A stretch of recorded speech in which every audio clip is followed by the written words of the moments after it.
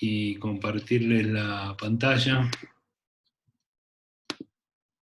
Y por supuesto voy a empezar, como ya los tengo acostumbrados, con un repaso de los temas de la última clase, como para que estemos todos en sintonía para empezar.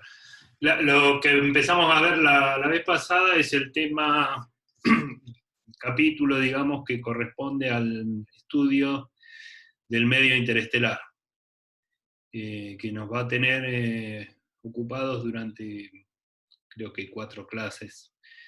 Y lo que vimos es que el medio interestelar, como su nombre lo sugiere, es el enorme espacio que hay entre las estrellas, que está formado mayormente por un gas de muy baja densidad, y como pasa con todo el universo, ese gas es también mayormente hidrógeno, y también hay una cantidad de polvo que no es despreciable, conformando ese medio interestelar.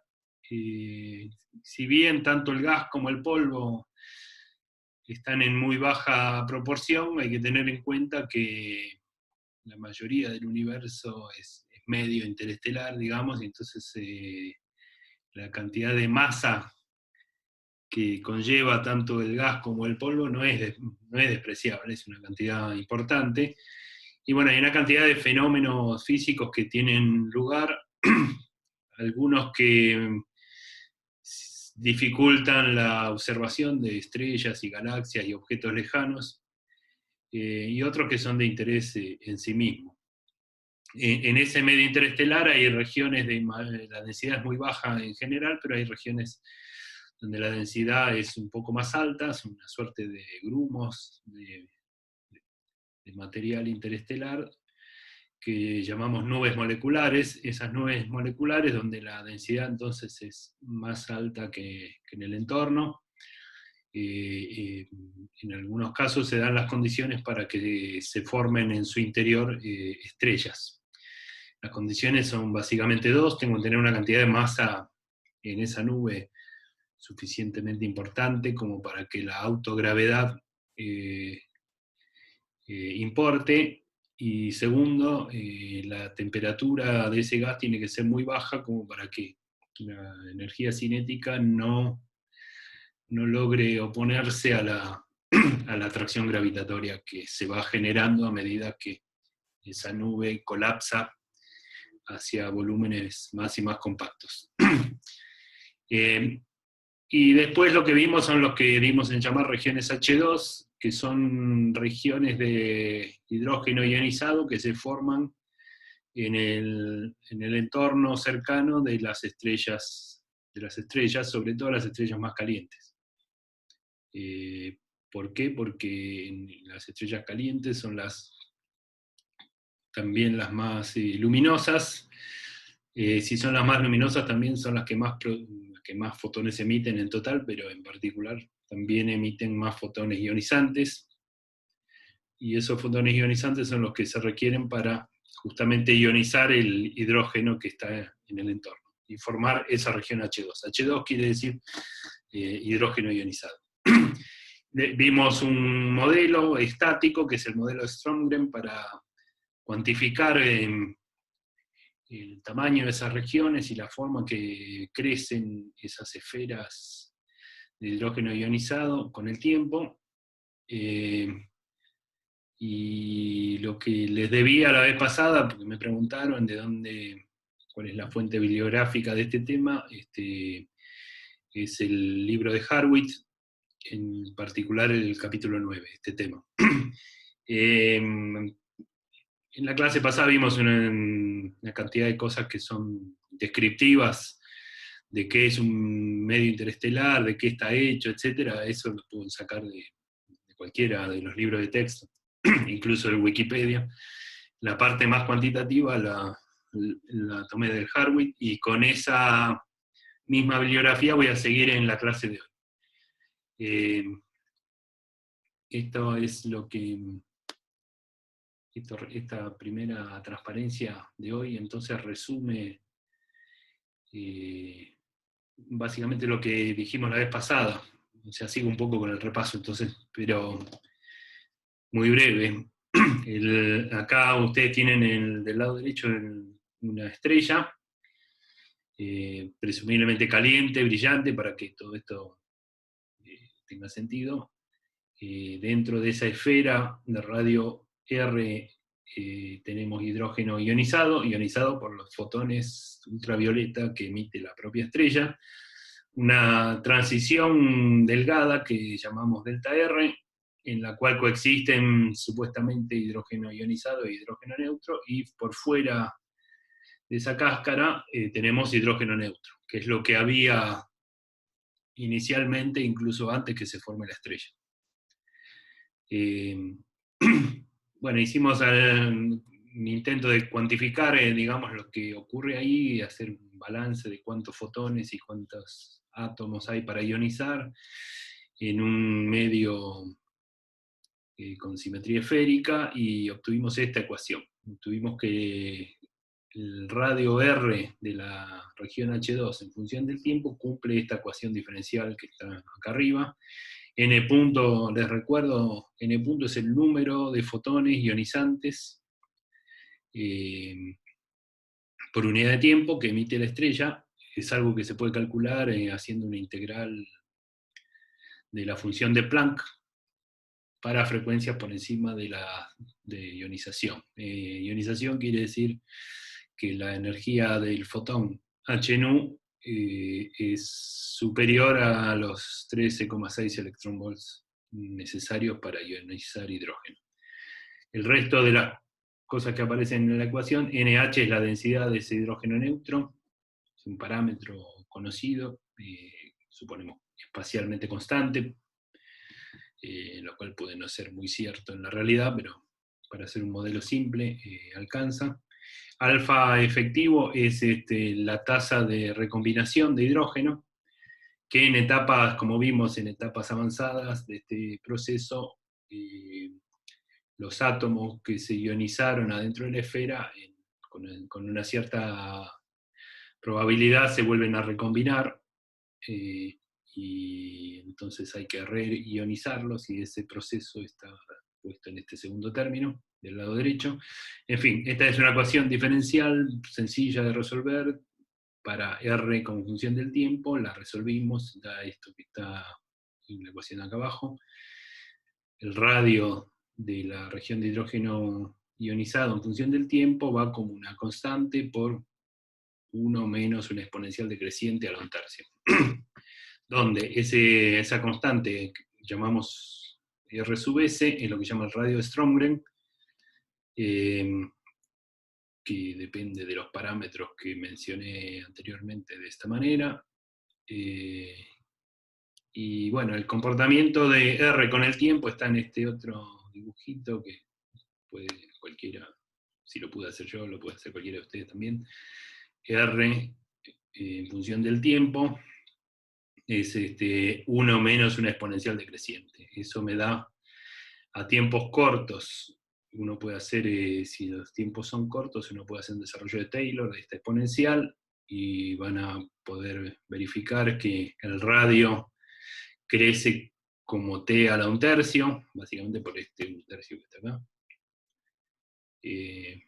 Eso me dice que si esa tendencia fuera para todo tiempo, entonces las regiones H2 serían infinitamente grandes. Eso no ocurre justamente por el fenómeno de recombinación de los átomos en la región H2.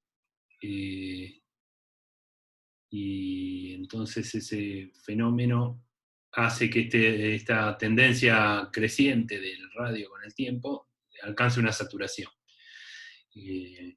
¿No? Una vez que, fíjense que acá esta exponencial decreciente para tiempos muy largos tiende a 0, entonces R tiende a RS.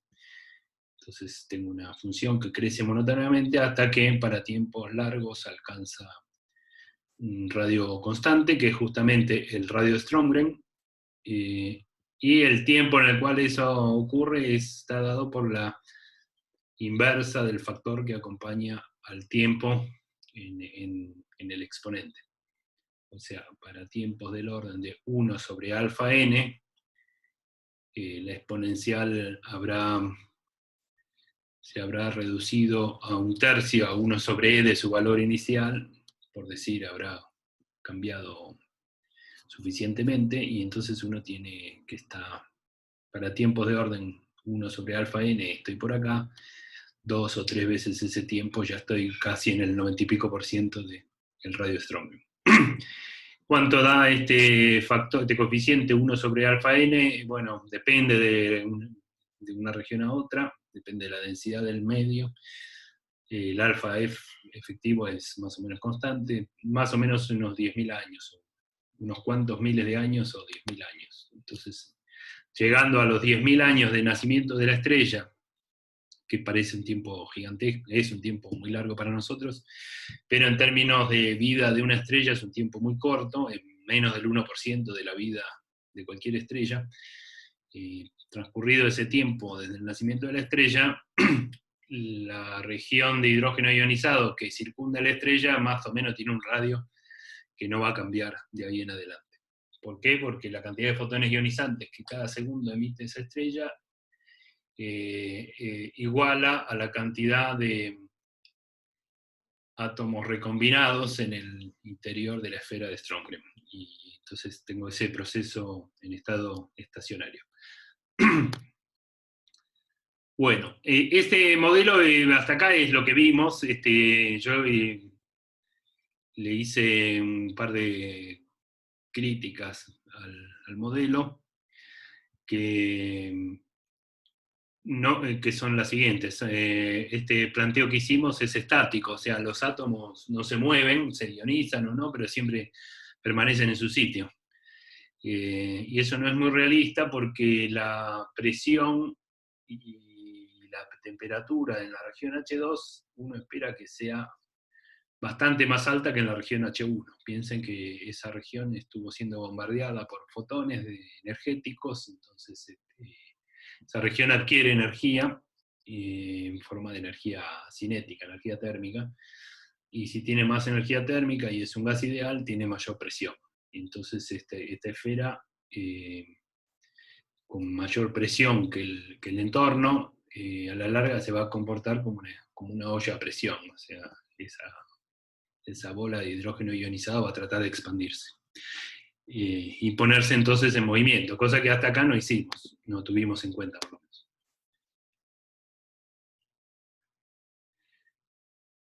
Y acá Matías me pregunta, pero también están más cerca de la estrella y sienten más fuerza gravitatoria. Y otro le responde, me pierdo un poco el contexto.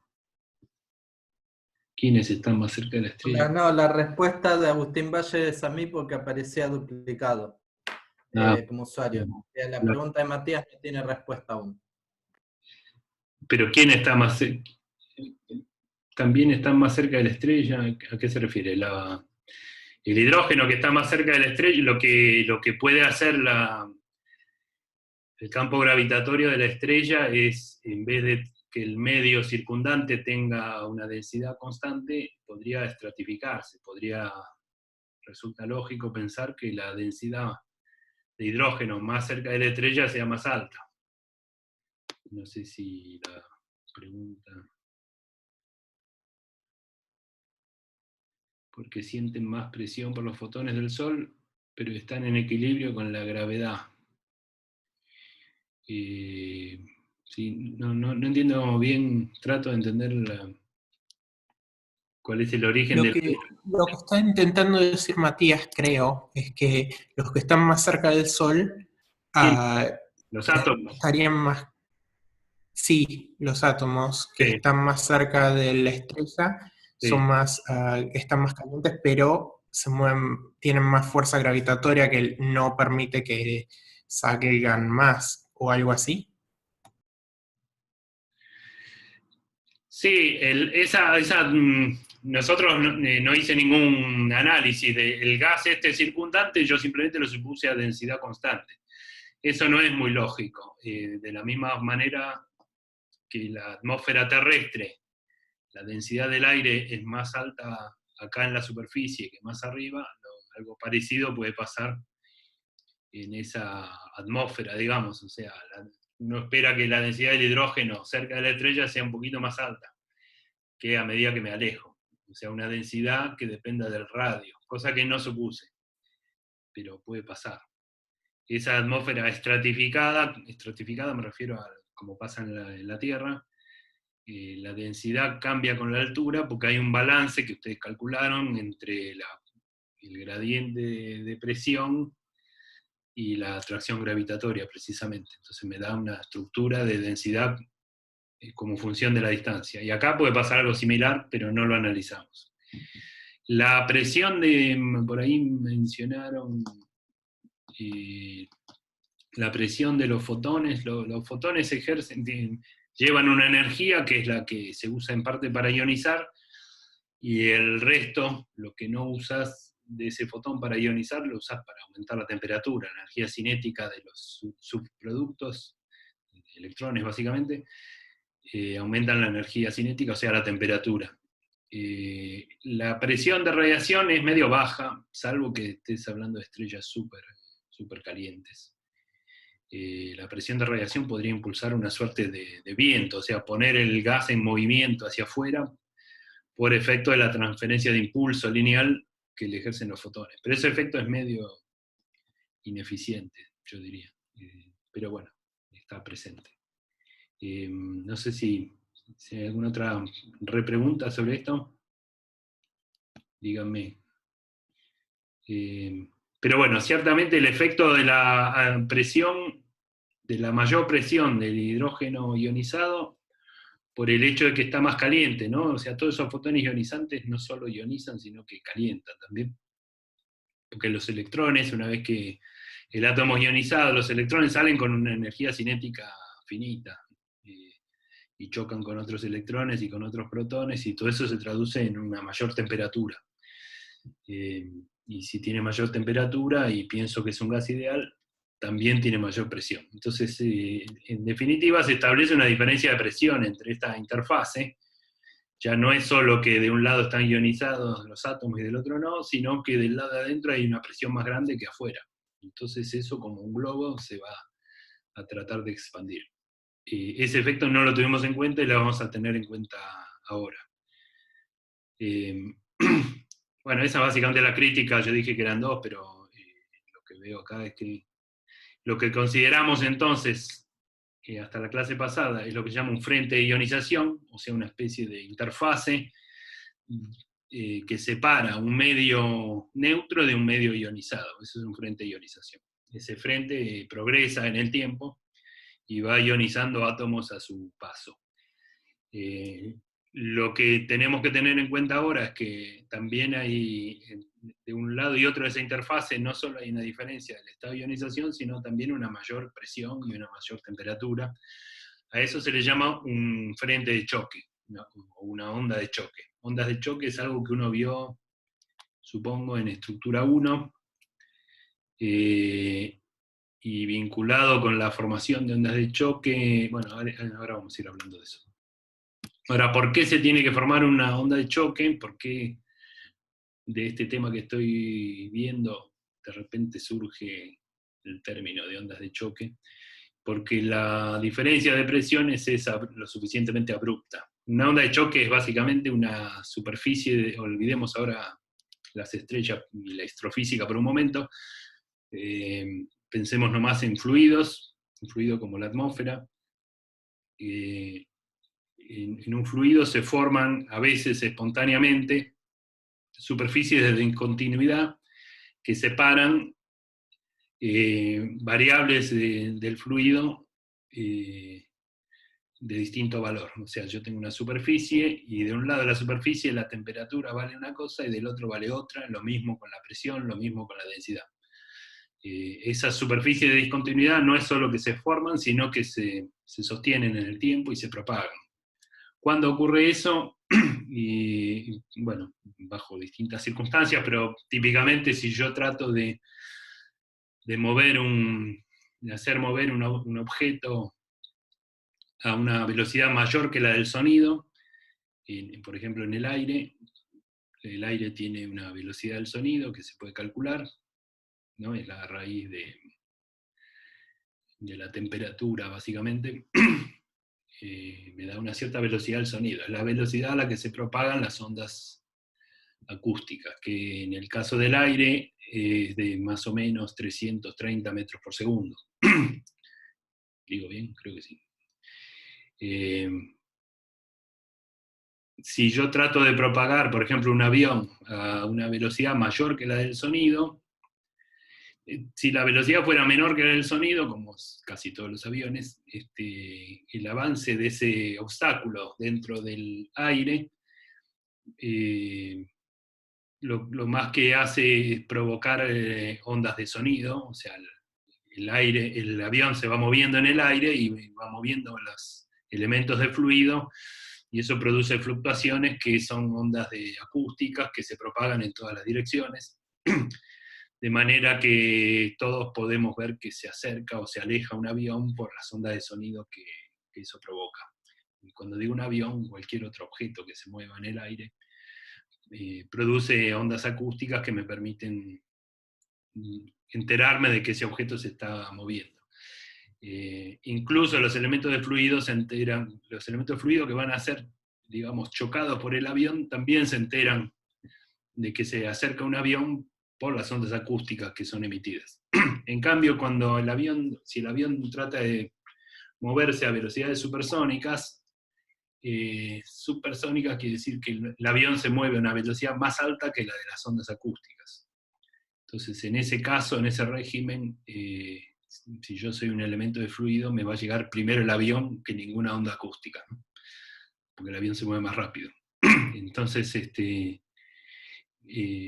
los elementos de fluido son chocados por los móviles supersónicos sin ningún preaviso, por definición. Lo que ocurre en esos casos es que se establecen ondas de choque, son superficies que se forman en el fluido que separan la región donde se mueve el móvil, el avión en este caso, o puede ser una bala u otra cosa, separan esa región de influencia de ese móvil del resto que está en principio en reposo, sin haberse enterado de que se acerca un objeto supersónico. Entonces, esas ondas de choque se conocen muy bien y se las ha estudiado en la Tierra, pero también en otros contornos, en otros entornos, perdón.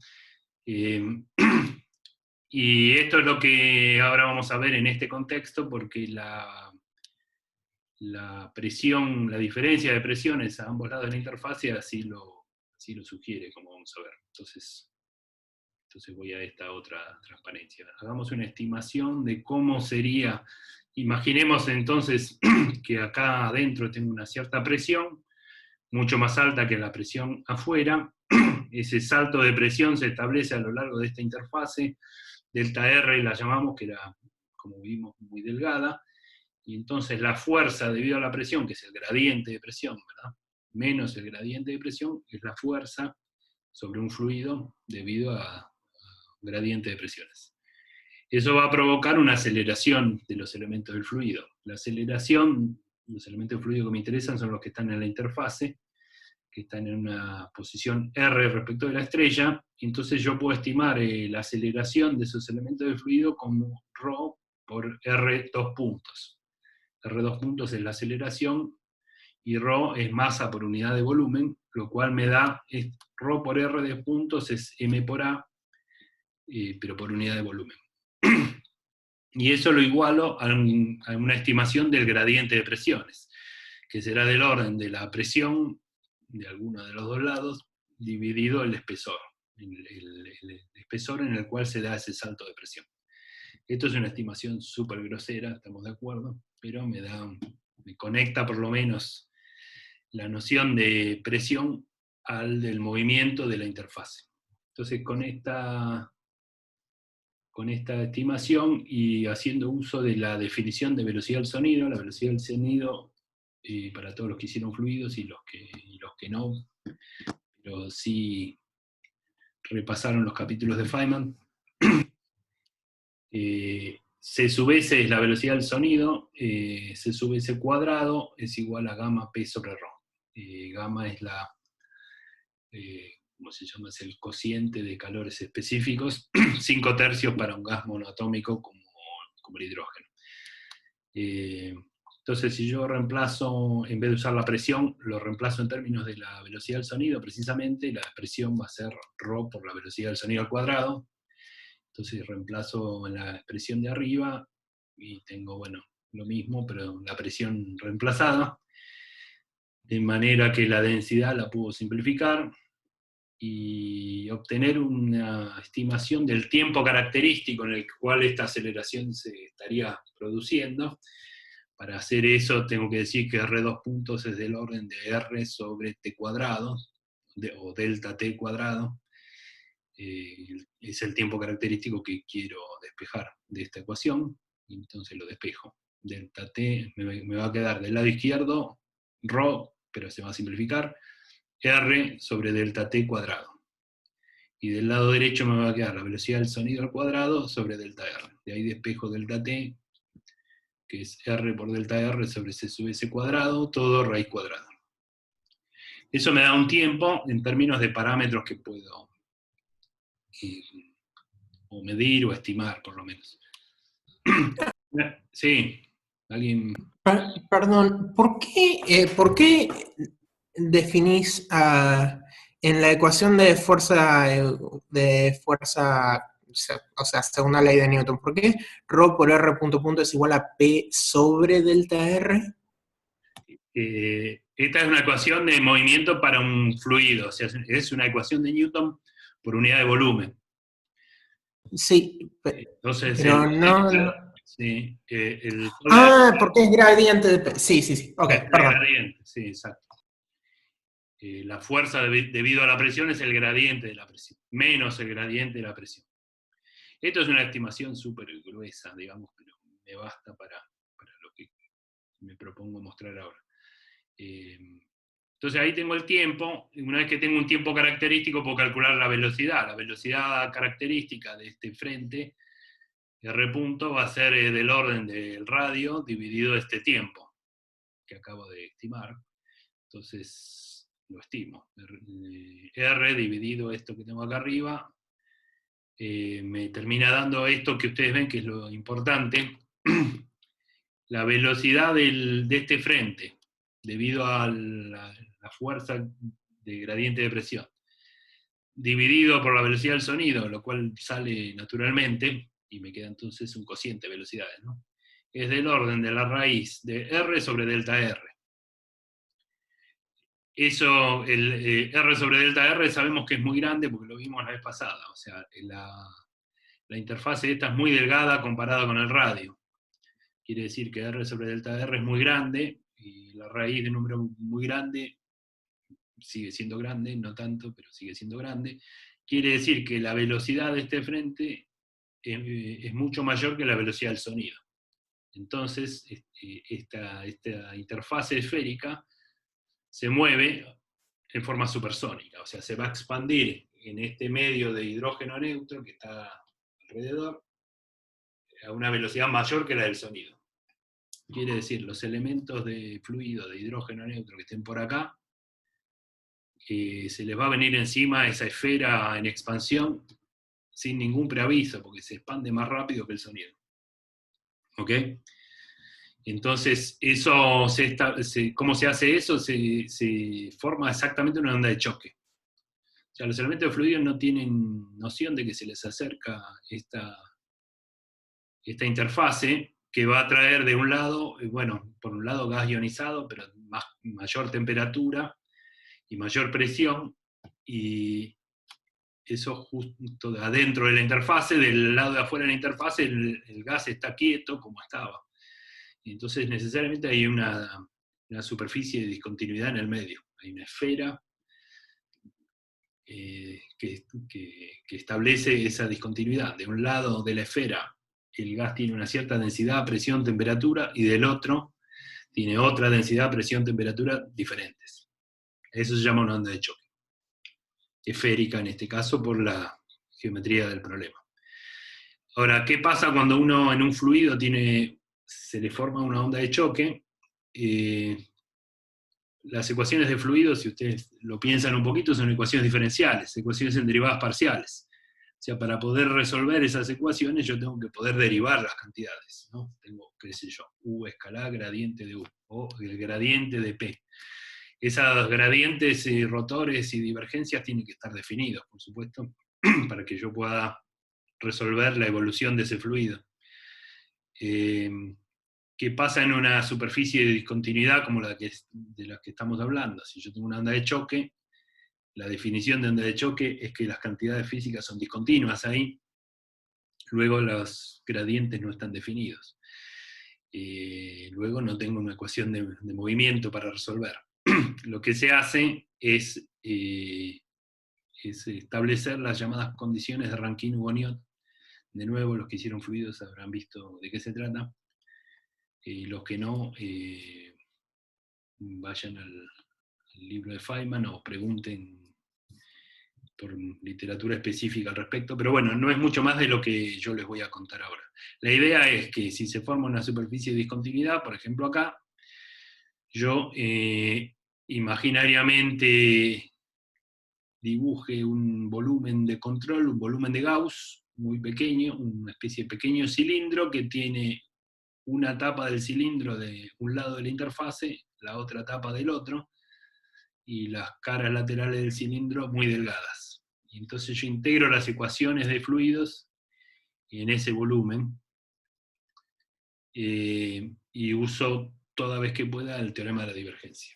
Si uno hace eso, obtiene las condiciones de Rankine-Hugoniot, que son 3, porque las ecuaciones de fluidos que voy a plantear son la ecuación de continuidad, la ecuación de movimiento y la ecuación de energía.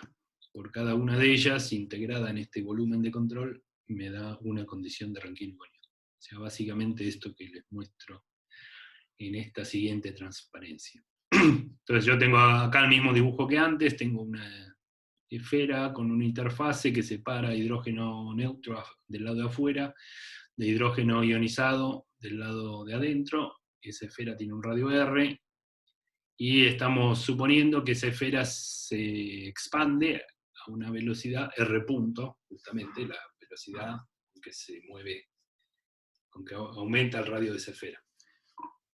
Si yo hago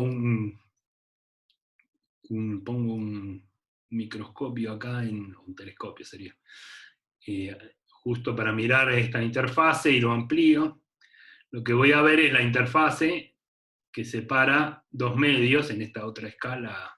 Esta interfase que es esférica la veo plana, porque tiene una escala mucho mayor. Del lado izquierdo me queda el hidrógeno ionizado, con una densidad que voy a llamar ρ2, una presión P2, y el fluido moviéndose a una velocidad radial que no conozco, que llamo U2. Y del lado derecho tengo el hidrógeno neutro, que todavía no fue alcanzado por esta expansión. Ese hidrógeno neutro tiene una densidad ρ1, con una presión P1 muy baja, es un gas muy frío, una baja presión, y la velocidad del fluido es U1, y aclaro algo más, no es solo que acá estoy mirando en forma ampliada el entorno de esta región de la interfase, sino que estoy en un sistema de referencia que se mueve con la interfase. O sea, yo me subo a un sistema de referencia que se mueve a la velocidad radial R punto. De manera que la interfase yo la veo delante de mí quieta. Y lo que voy a ver es que el fluido es el que se mueve y cruza la interfase. ¿Se entiende? Si yo tengo acá una esfera que se expande como un globo a una velocidad R punto, yo me monto a esa interfase, la veo quieta.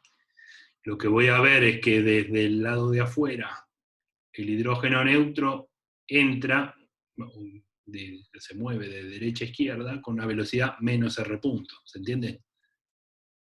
Porque hice una transformación de Galileo. Acá no hay ni relatividad ni nada, no hace falta. Entonces veo que el gas viene desde la derecha a una velocidad menos R punto, cruza la interfase y aparece del lado izquierdo con una velocidad U2 que no conozco. Justamente estoy admitiendo que va a haber una discontinuidad.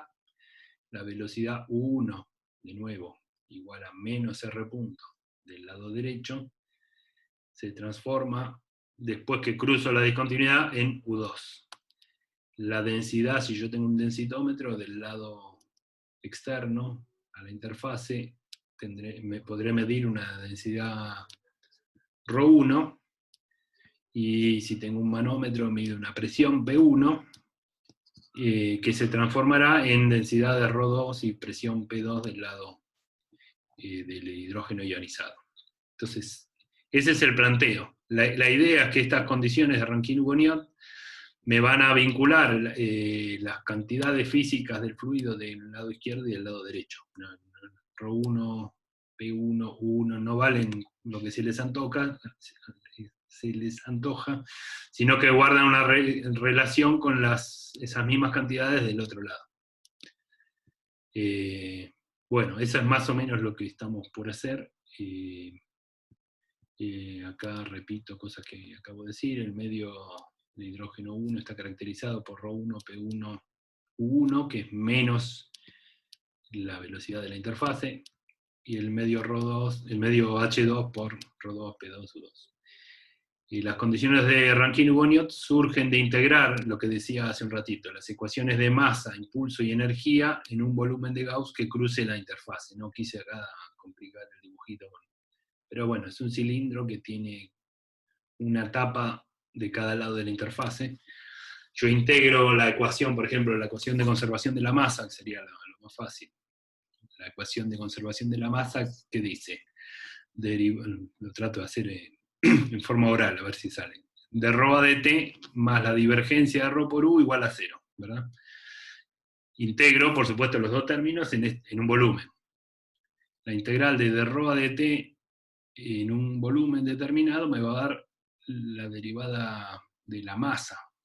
La integral de ρ por el volumen me da la masa encerrada en ese cilindro. Entonces me va a dar la derivada de la masa respecto del tiempo. Eso lo voy a integrar en un volumen donde la altura de ese cilindro la hago colapsar a 0, matemáticamente. O sea, es un cilindro de altura 0. Entonces, si la altura del cilindro tiende a 0, el volumen tiende a 0, y esa integral de ρ de t en un volumen que tiende a 0, también tiende a 0, porque el integrando está acotado. El integrando está acotado y el recinto de integración, su volumen tiende a 0. Eso da distinto en el otro término, la divergencia de ρ por u.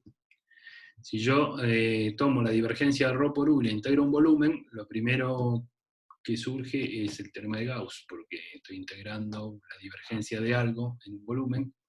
Entonces la integral esa en el volumen se transforma en la integral de superficie de ρ por u. Me queda la integral de ρ por u en toda la superficie que envuelve al cilindro. Eso me va a dar ρ por u en una etapa, menos ρ por u en la otra etapa. El menos porque la superficie de un lado apunta hacia la derecha y la superficie del otro apunta hacia la izquierda.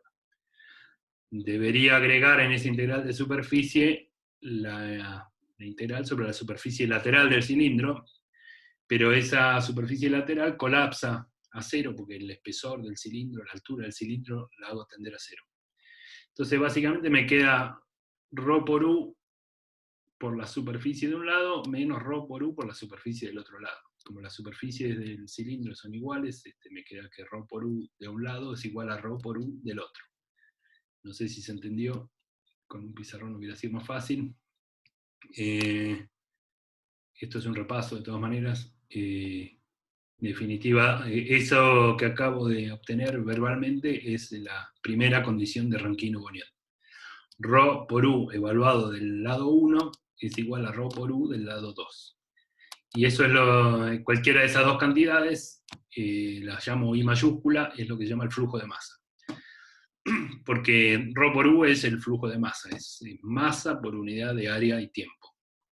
¿Qué quiere decir eso físicamente? Que acabamos de obtener como un corolario de la ecuación de la ley ¿cómo se llama? De la ecuación de continuidad, que el flujo de masa permanece constante. O sea, si bien puede fluir masa del medio 1 al medio 2, el flujo de masa, o sea, la cantidad de kilos por unidad de área y tiempo que atraviesan la interfase desde el lado 1, es la misma cantidad de kilos por unidad de área y tiempo que aparecen del lado 2. ¿Por qué? Porque no espero que se destruyan y se cree masa en la interfase.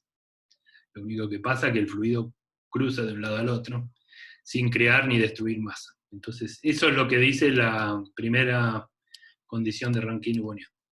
Rho por U del lado 1 es igual a Rho por U del lado 2, y eso es el flujo de masa.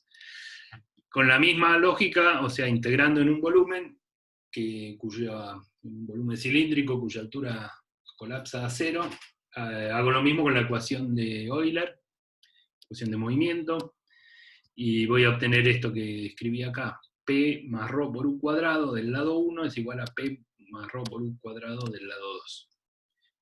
Y acá lo que se conserva es lo que sería el flujo de impulso lineal. ¿Por qué? Porque en la ecuación de movimiento se pueden poner las cosas de manera que la variación temporal de impulso lineal sea igual a menos la divergencia de algo. Ese algo es el flujo de impulso. Y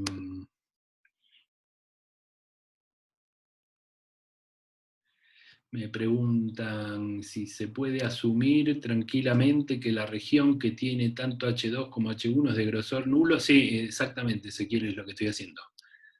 Estoy suponiendo que la interfase ahora tiene un espesor despreciable. Porque lo tiene en realidad. Delta R siempre es mucho más chico que R. Entonces considero que esa interfase es una superficie de discontinuidad. Es un límite, pero bueno, es lo que estoy suponiendo. Y la tercera condición de Rankine-Bonian es con la energía. Esta es la ecuación de impulso es vectorial, como ustedes saben.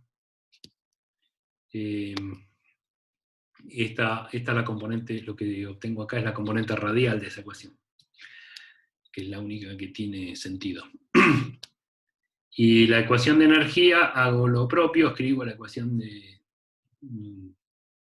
creo que es algo así como la derivada temporal de la presión, más flujo de energía cinética y térmica, y también la integro en ese volumen y obtengo esta tercera condición. Que tiene algo, ¿no? Para los que hayan visto esto en fluidos, hay algo novedoso que es este Q, que ahora voy a explicar enseguida. Pero además, más allá de la Q, tengo U1 cuadrado sobre 2 más 5 medios de P1 sobre Rho1, que es igual a eso mismo del lado 2. U1 cuadrado sobre 2 es la energía cinética por unidad de masa, y 5 medios de P sobre Rho es la energía térmica, también por unidad de masa. El Q que aparece acá es energía radiativa, que en este caso es fundamental, en otras ondas de choque no. Este Q es la energía que aportan los fotones, que es fundamental porque la energía que aportan los fotones es la que necesito para dos cosas. Por un lado, ionizar. Si no fuera porque hay gas ionizado de un lado y del otro no estaríamos viendo este tema. Y segundo, la energía que sobra de esos fotones ionizantes se usa para calentar electrones, sobre todo, pero también protones. Entonces, ese Q que está acá es la energía radiativa que aportan los fotones ionizantes, dice acá. Como la calculo, esa cantidad Q es Hν, ustedes saben, es la energía, pero de un fotón. La energía esta es total, es de todos los fotones. Entonces es H por una frecuencia media de fotones ionizantes, que ahora les digo cómo la calculamos, menos, es decir, esto habría que verlo así, Hν medio sería la energía media que aportan los fotones ionizantes, menos Hν0. Nu0 es la frecuencia que corresponde a los 13,6 electronvolts. Hν0 es la energía umbral, o sea, todos los fotones que tienen menos frecuencia que Nu0 no me interesan, esos no van a iluminar el gas, pero no lo van a ionizar. luego ese aporte no me interesa. Entonces la idea es, yo tengo acá la curva de Planck una vez más, o podría ser la curva de intensidad de la estrella en cuestión, si es que la conozco. Nu0 es la frecuencia umbral para la ionización, y entonces todos los fotones ionizantes son los que están con frecuencias mayores que Nu0, es el área bajo esta curva, y en función de esto calculo el nu medio. Nu medio es la integral en frecuencia desde Nu0 hasta infinito, de nu, y el factor de peso de este valor medio es la curva de Planck mismo, integro en frecuencia de nu por nu sobre b nu, y divido por directamente la integral de la función de Planck, para que esto me quede un promedio. Se ve que esto queda un promedio de frecuencia. Entonces esta es la frecuencia media que tienen los fotones ionizantes. Me dará un valor que estará, bueno, por acá, muy cerca de Nu0, porque la función decrece fuertemente, así que la frecuencia media o energía media de esta parte del espectro estará, bueno, no sé, un poco más allá, un poco más acá, según la temperatura efectiva de la estrella. Y esa HNu medio menos HNu0 hay que dividirlo por la masa del hidrógeno, de un átomo de hidrógeno, porque las energías que están acá son por unidad de masa. Entonces, ¿ven? Esto es u cuadrado sobre 2, es mu cuadrado sobre 2 dividido la masa. Entonces divido por una masa de hidrógeno para que me queden con las mismas unidades. Entonces este Q, que es algo que depende exclusivamente del espectro de la estrella, si yo conozco la estrella, o por lo menos su temperatura efectiva, calculo esto, y lo demás son constantes, ¿no? H, Nu0 y MH son constantes que siempre conozco. Entonces, conocida la estrella, yo conozco Q. Y lo pongo de este lado, en el balance de energía, como corresponde. Para el balance de energía es la energía que tiene el gas por unidad de masa del lado neutro, más la energía que aportan los fotones, igual a la energía cinética y térmica del lado ionizado. Con estas tres condiciones, fíjense que aparecen sub-1 y sub-2 por todos lados, son 3. Yo debería poder, por ejemplo, si conozco ρ1, U1 y P1, o sea, el estado del gas del lado neutro, calcular ρ2, U2 y P2, o sea, el estado del gas del otro lado. Entonces, si bien el fluido es discontinuo acá, fíjense que usando las mismas ecuaciones de fluido y un poco de teorema de la divergencia y demás, yo puedo, conocido el estado del fluido de uno de los lados, calcular el estado del fluido del otro. Eso es Rankine-Bonnet. Entonces, esa es la idea, es usar estas relaciones para este problema en el que estamos metidos. Y a eso vamos. Entonces, el flujo de partículas, como dije, esta I mayúscula, es ρ por U, de un lado o del otro, porque son iguales. Si yo quiero, eso es el flujo de masa, por unidades y demás, ¿no?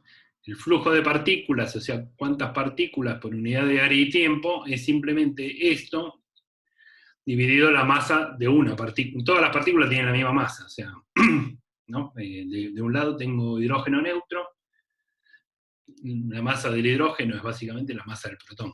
Y del otro lado tengo electrones y protones libres, pero los electrones desprecio su masa, y los protones tienen de nuevo la masa del protón. Entonces, I, que es masa por unidad de área y tiempo, dividido por la masa de un protón, me da partículas, número de protones por unidad de área y tiempo. Entonces, el flujo de partículas es I sobre la masa del hidrógeno. Ese flujo de partículas que cruza la interfase, acá hay un punto importante, que espero que se entienda, sí, se va a entender, pero si no me interrumpen, ¿no?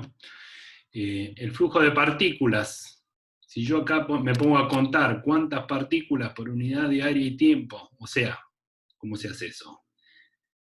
identifico un centímetro cuadrado de esta interfase y cuento partículas que pasan, con un contador empiezo a contar partículas que pasan en un segundo. O sea, en un centímetro cuadrado y en un segundo cuento cuántas partículas pasan.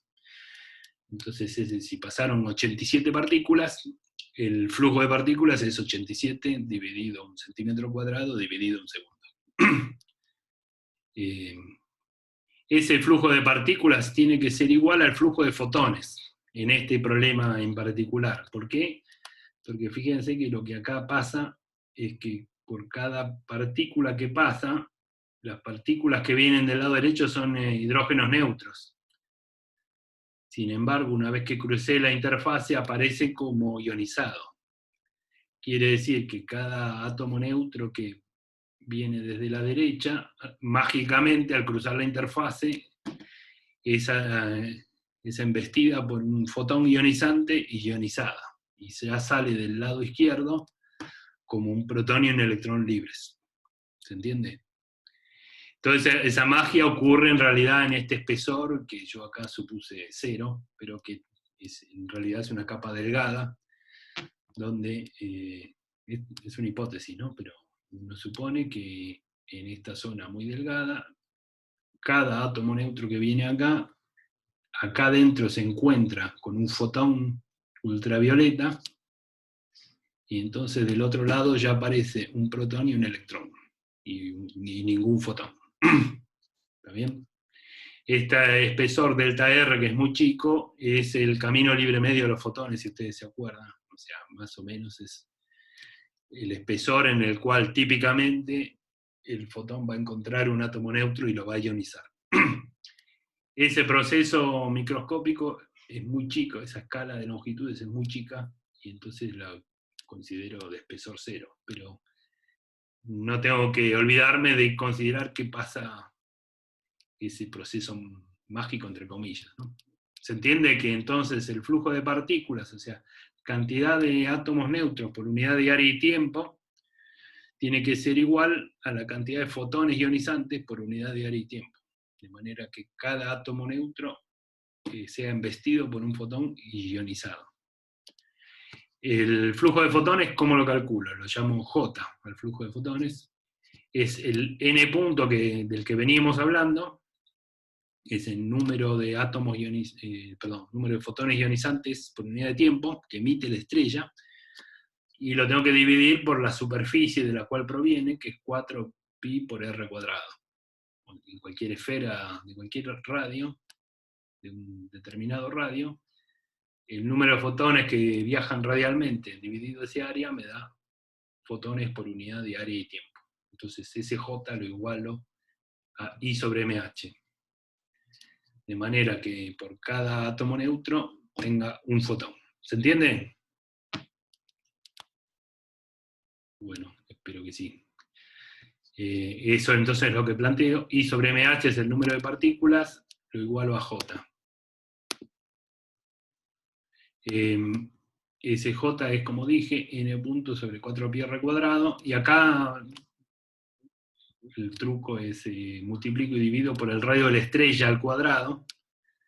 No es esencial esto, pero si multiplico y divido por el radio de la estrella al cuadrado, entonces me queda una constante que será n punto sobre 4pi r estrella cuadrado, será una constante que llamo J estrella. Ese es el flujo de fotones en la superficie de la estrella. Y lo que queda es r estrella sobre r al cuadrado. Entonces me queda que esta cantidad se ve claramente, es una función de r. A medida que los fotones, que la región esta se va inflando y r va creciendo, el flujo de fotones la cantidad de fotones n punto es la misma, pero el flujo se va diluyendo porque abarcan un área cada vez más grande. El área crece como r cuadrado, entonces el flujo disminuye como 1 sobre r cuadrado, se va diluyendo. Es lo que pasa con la luz también. Entonces, teniendo eso en cuenta, ahora voy a las 3 condiciones de Rankine-Hugoniot y trato de buscar una solución, lo cual me va a llevar un rato más. Entonces, para resolver ese sistema de ecuaciones, estas 3 ecuaciones que tengo por acá, la idea es suponer que del lado 1, del lado de hidrógeno neutro, yo conozco todo. Puede ser cierto o no, pero voy a suponer que lo conozco. Yo tengo esa nube de hidrógeno neutro, yo conozco su densidad, presión, etc. Y voy a tratar de calcular las cantidades físicas del lado 2, del lado ionizado. Entonces, defino, esto es habitual, es lo que uno hace cuando plantea Rankine-Union, definir el contraste de densidad. Psi es una especie de incógnita auxiliar que defino en este momento, que es ρ2 sobre ρ1, es el contraste, el cociente de densidades. Y lo que voy a tratar es de escribir, mezclando aquellas ecuaciones, ρ2, P2 y U2 en función de las cantidades sub 1. Lo que voy a hacer acá para ahorrar escritura es suprimir el subíndice 1. Las cantidades que son del lado 1, que son los datos, no le pongo el sub 1, lo doy por sobreentendido. Entonces, ρ2, bueno, esto sale fácil, ρ2 es ρ1 por psi. Si yo conociera psi, que no conozco, va a dar lugar a una ecuación que ahora vamos a ver. Si yo conociera el contraste y conozco ρ sub 1, por supuesto conozco ρ sub 2. Lo mismo pasa con U2, la velocidad del lado ionizado es igual a la velocidad del lado neutro dividido psi, para lo cual psi es algo que voy a tener que averiguar tarde o temprano. Y si voy a la ecuación de balance de impulso, la presión 2 es igual a la presión 1 más ρ1 U1 cuadrado, y me queda, si ustedes hacen la cuenta, 1 menos 1 sobre psi. Y todas estas expresiones voy a la ecuación de energía, que todavía no usé, esta ecuación que está acá, la que tiene el Q. Y reemplazo, y me queda entonces, ahora sí, esta ecuación, no diferencial, no, este polinomio nomás, que queda acá. De nuevo, todas las cantidades sub 1, no pongo el sub 1. Acá está, U cuadrado es U1 cuadrado, se sobreentiende. Q es Q. C es la velocidad del sonido del lado 1. U, C, etc. Y psi es la incógnita, es una de las incógnitas, que es el cociente de densidades. Entonces, en esta ecuación, tengo el contraste de densidades con una forma de polinomio cuadrático en términos de cantidades del lado 1, que trataré de resolver. Entonces, C es, bueno, lo había dicho antes, es la velocidad del sonido, C cuadrado es 5 tercios de P sobre ρ, 5 tercios es el gamma. Y las incógnitas en esa ecuación son psi y también U. U es la velocidad del fluido del lado 1, que no lo conozco en principio. Entonces, este problema así matemáticamente es muy simple, pero físicamente es complicado de interpretar, entonces lo voy a hacer en dos etapas. Ahora en 2-3 minutos trato de hacer la etapa más sencilla, que es el caso, analizar el caso sin ionización. Caso sin ionización es como que no tiene sentido, porque justamente estamos viendo una región H2, que es una región que resulta de la ionización del hidrógeno, pero solo para ver que matemáticamente estamos haciendo las cosas bien, supongamos el caso que no hay ionización, o sea, tengo una onda de choque, pero no tengo una estrella que ioniza. Con lo cual me alejo un poco del objetivo astrofísico que me trajo hasta acá, pero solo para ver si entiendo cómo resolver esto. Entonces, vamos a ver el caso sin ionización. Si le saco la ionización a este problema, me quedo con un choque hidrodinámico tradicional. Por ejemplo, lo que pasaría si pasa un avión supersónico y se establece una onda de choque. Ahí no hay fotones ni nada, simplemente hay una interfase, y de un lado hay aire más denso y más caliente que del otro. Pero bueno, como es un caso conocido, pongo Q igual a 0 y veo que resulta. Además de poner que Q es igual a 0, voy a suponer que me voy a poner en las condiciones de un problema muy supersónico, o sea, donde U, que es la velocidad del fluido, es mucho mayor que la del sonido. Entonces, en ese caso, si pongo Q igual a 0 y U mucho mayor que C en el polinomio que teníamos acá, Q es 0, y si U es mucho mayor que C, acá tiraré el término con C cuadrado, comparado, pues mucho más chico que este, y lo mismo acá. Entonces me queda mucho más sencillo el problema, me queda esto. Me queda psi cuadrado menos 5 psi más 4 igual a 0.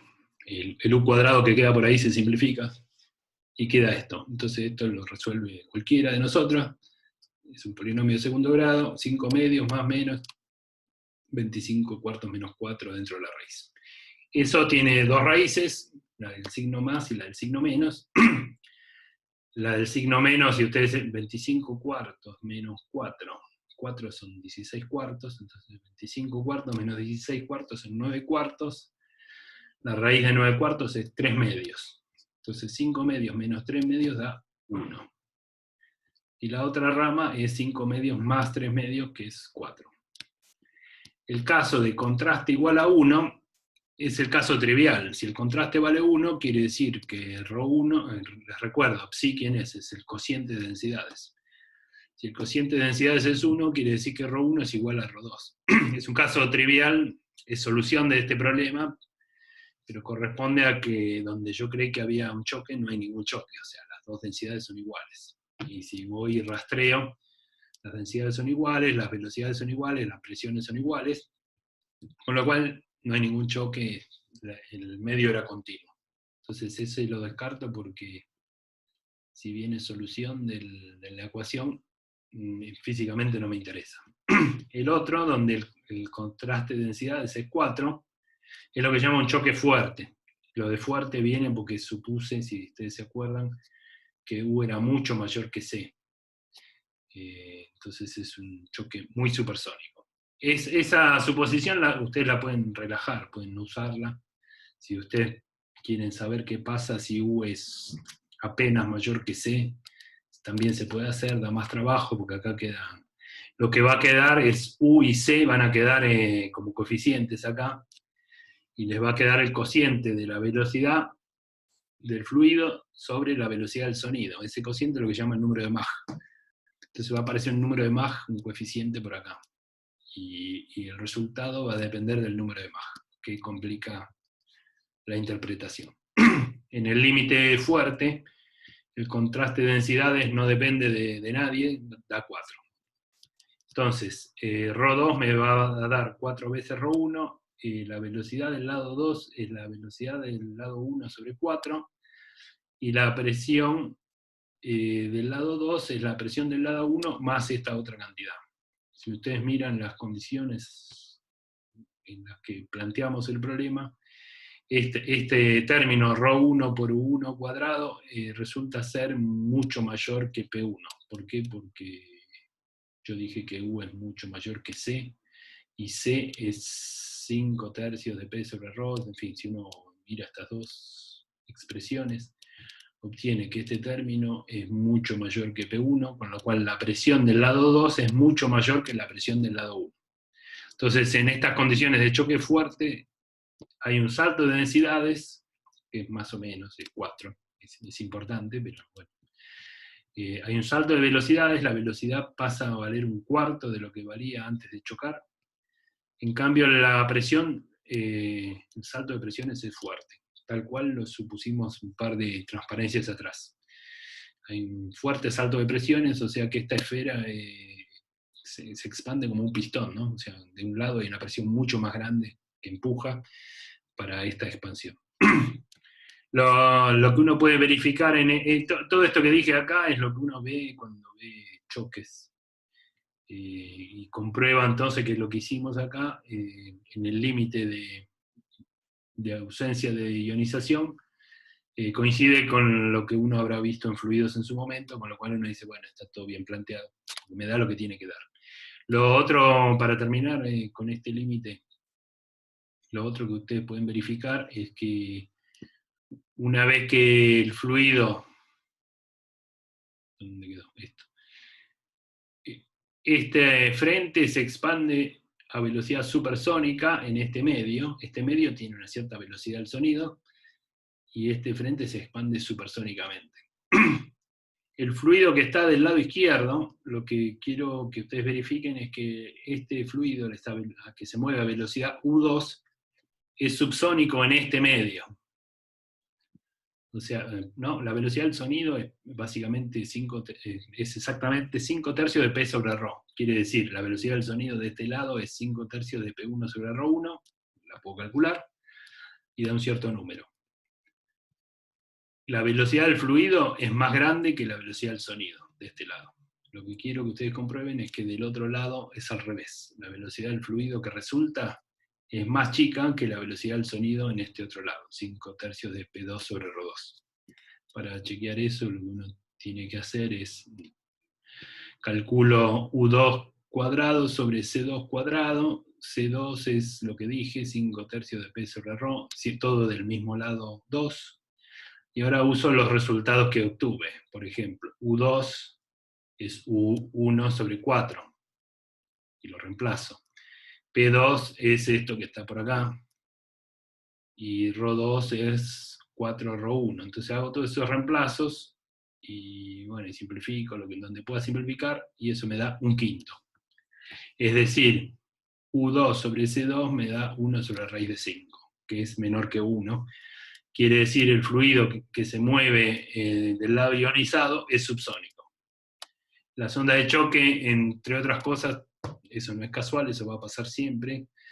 Si la onda de choque avanza supersónicamente en un medio, el fluido que se mueve del lado chocado es subsónico. Tiene mucha menos energía cinética y más energía térmica. Pero bueno, momento de hacer una... Sí, ya hace rato era tiempo de hacer un intervalo. Perdón, le saqué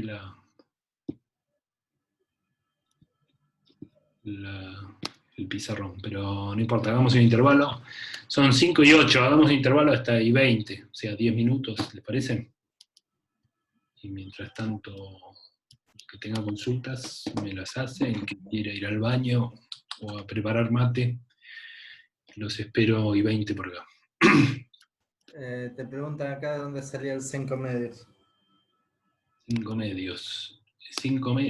Para que le saque, sin darme cuenta. El 5 medios es porque... ¿dónde está el 5 medios? Acá hay un 5 tercios que es el gamma. El 5 medios que aparece acá, este que está acá, es aparece un factor acá que es gamma sobre gamma menos 1. Gamma sobre gamma menos 1, si gamma es 5 tercios, da 5 medios. ¿Digo bien? Creo que sí.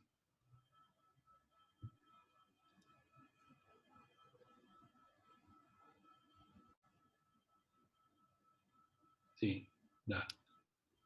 Nada, esto que está acá es la energía cinética por unidad de masa, y esta es la energía térmica por unidad de masa. Energía térmica, y esto creo que es la... Sí, ya lo entendí. Entalpía por unidad de masa, es más que la energía térmica. Sí. Sí, esto no lo deduje, yo lo estoy copiando como repaso, ¿no?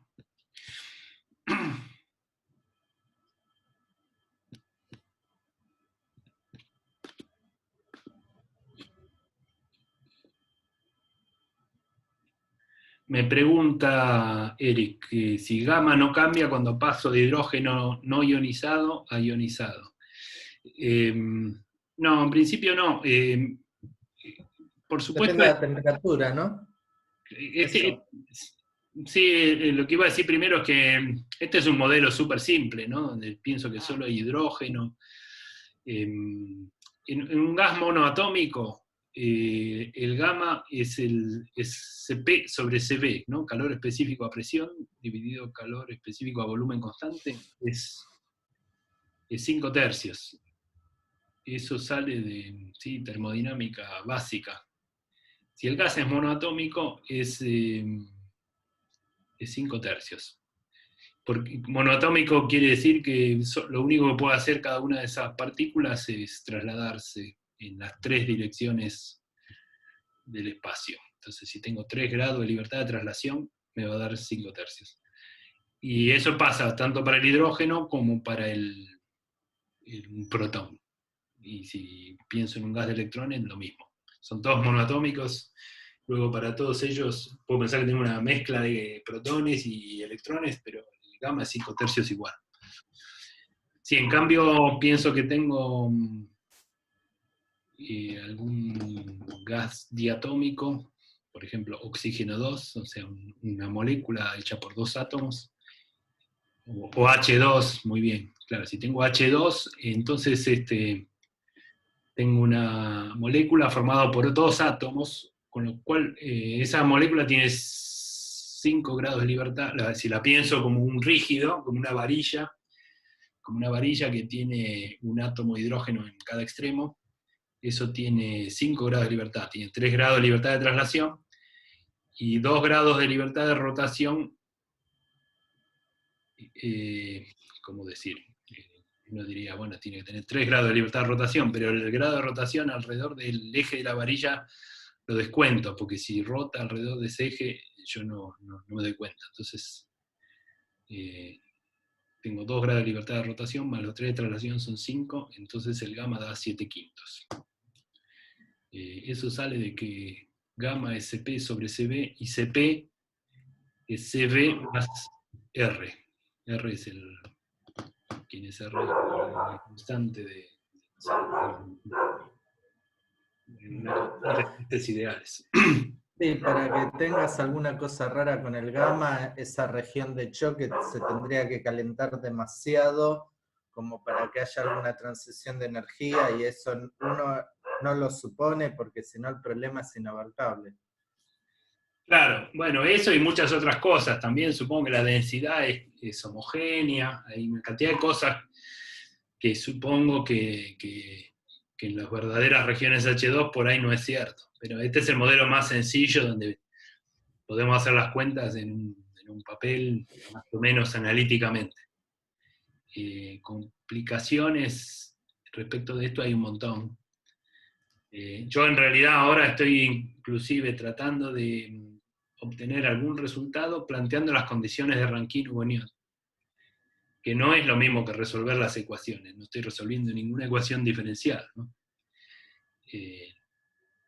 Entonces, el grado de predecibilidad que yo puedo tener es medio bajo. Pero bueno, pero eso no quita que las preguntas igual son bienvenidas, pero estamos de acuerdo que estoy haciendo un modelo sencillito.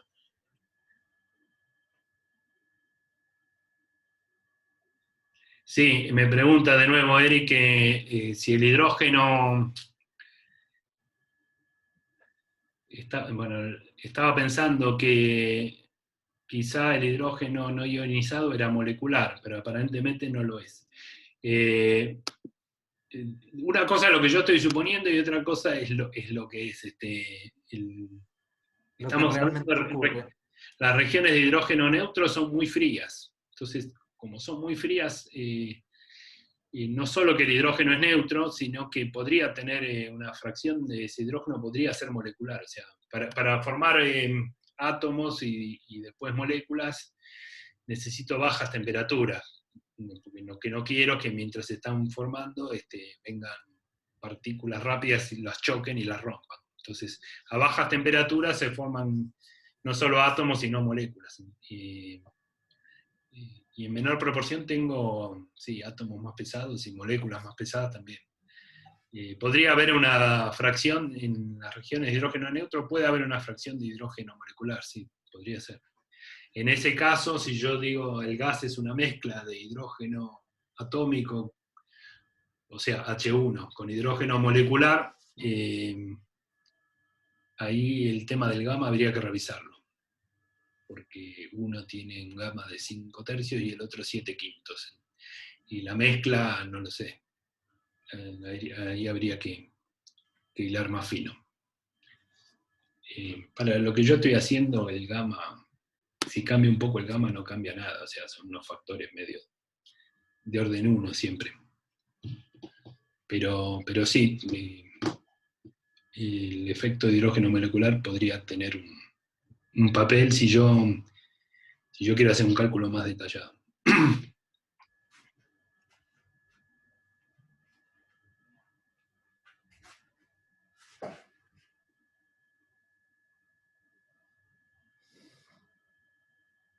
Hace un rato hice el reclamo en internet y parece que hay una pérdida de señal. Pero por ahora el wifi callejero no se cortó, así que... ¿Qué la municipalidad te pone? La verdad no lo sé. Hace un tiempo cuando empecé a tener problemas de internet pesqué que una señal era Telecentro gratis y me conecté diciendo que no era cliente y acá estamos, pero Mirá que no eso, sé quién lo pone. claro. Tal vez desde la municipalidad, no lo sé. Sí. Pero por ahora me viene bien. Después por ahí me llega la cuenta, por ahí no es tan gratis, pero... Y igual es raro porque televisión por cable tengo y la señal viene por el mismo cable, así que no sé. Yo dije, para mí es en origen. No, puede ser en el póster. Bueno, Y bueno, pero que lo reparen. así que, Uno ¿eh? nos hemos vuelto muy dependientes de Sí, la- así que bueno, nada, vendrán en algún momento a repararlo, qué sé yo. Belén, ¿está por ahí? Debería, pero también me estaba Sí, diciendo que... Ah, ¿qué tal? ¿Cómo te va? bueno. ¿Qué tal? Nada, quería ponerte Sí, con... Belén creo que también estaba con problemas de internet. Sí, sí, la primera mitad de la teórica no la pude, la escuché como toda entrecortada, se deslogueaba de la sesión, se volvía a loguear. Esperemos que se estabilice un poco. Ok. Igual, qué sé yo, vos ya... Es opcional para ustedes, ¿no? Ya saben. No, obvio, obvio, pero de paso voy testeando eso, cómo anda la conexión. Sí, Sí, porque mientras ande a las 4 está bien. Sí, claro. claro, nos hemos vuelto muy dependientes de toda la comunicación con el mundo ocurre a través de Internet mayormente. Me gustó esta explicación que hiciste de choque fuerte. Lo simplificaste de una manera que no me acordaba si yo lo había hecho alguna vez así, pero me gustó cómo Claro. mostraste un choque fuerte. Quedó muy simple. Visto así, ¿no? Bueno, porque en realidad tampoco es que acá la función no es ponerme a explicar ondas de choque, sino que eh, es como colateral este tema a lo que quiero explicar, pero bueno, sí. Ahora lo interesante viene ahora, que es cuando... Porque hasta ahí es una onda de choque, todo el que vio alguna vez lo que es una onda de choque, simplemente acá recuperamos eso. Lo interesante para las regiones H2 es ponerle el efecto de ionización, que es fundamental, y ver qué pasa en ese caso. Y eso es lo que me propongo. También es cierto que me llevas varios años de ventaja calculando estas relaciones Y bueno, para clases y papers y qué sé yo. son los años, qué sé yo, pero bueno.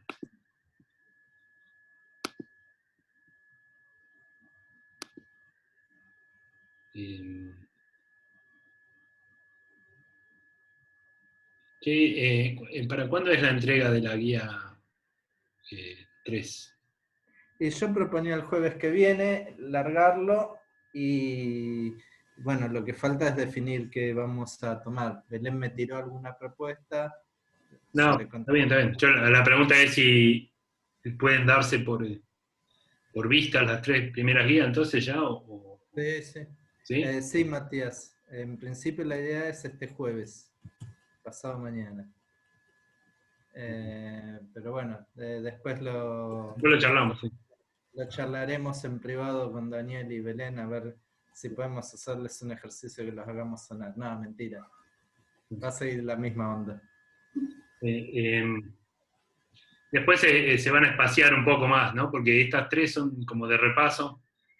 Y sí, aparte avanzamos, entonces yo creo que ya por ahí la 4 o las 5 ya seguro se empiezan a espaciar. Sí, sí. Por eso digo, porque por ahí si les parece que una por semana es mucho, pero después se vienen un poco más distanciados. O sea, Bueno, aparte, 9 guías, o sea, hay más de 9 semanas todavía del cuatrimestre.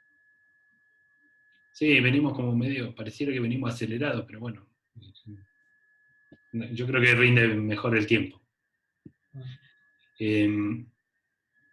Bueno, voy a seguir, entonces, si están todos de vuelta, todos, todas. ¿Sigo? Ok.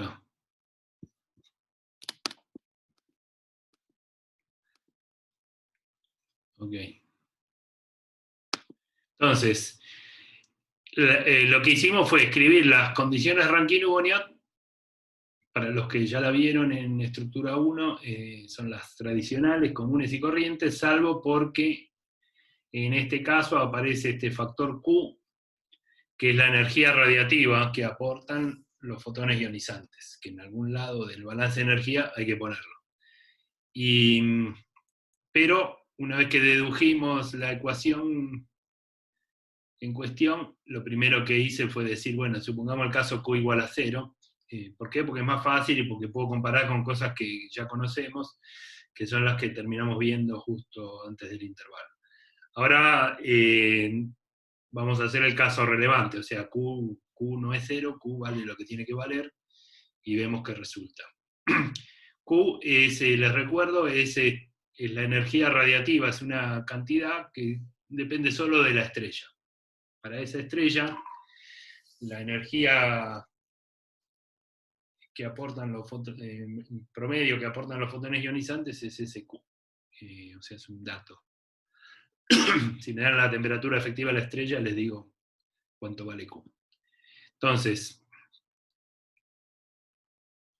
voy a suponer que Q no es 0. Tengo la ecuación psi, que es esta incógnita, que es el cociente de densidades. Lo primero que tengo, que la puedo despejar de esta ecuación cuadrática que está acá, que es general. Lo primero que tengo que asegurarme, porque cuando obtengo las soluciones de una cuadrática, todos los parámetros que están entre paréntesis, Q, U y C, son cantidades que tienen que ver con el estado del fluido del lado neutro, de hidrógeno neutro, que supongo conocidas. Lo que tengo que pedirle a psi, una vez que lo obtenga, es que sea real, por supuesto, porque psi es el cociente de densidad. Tiene que ser real y además tiene que ser positivo.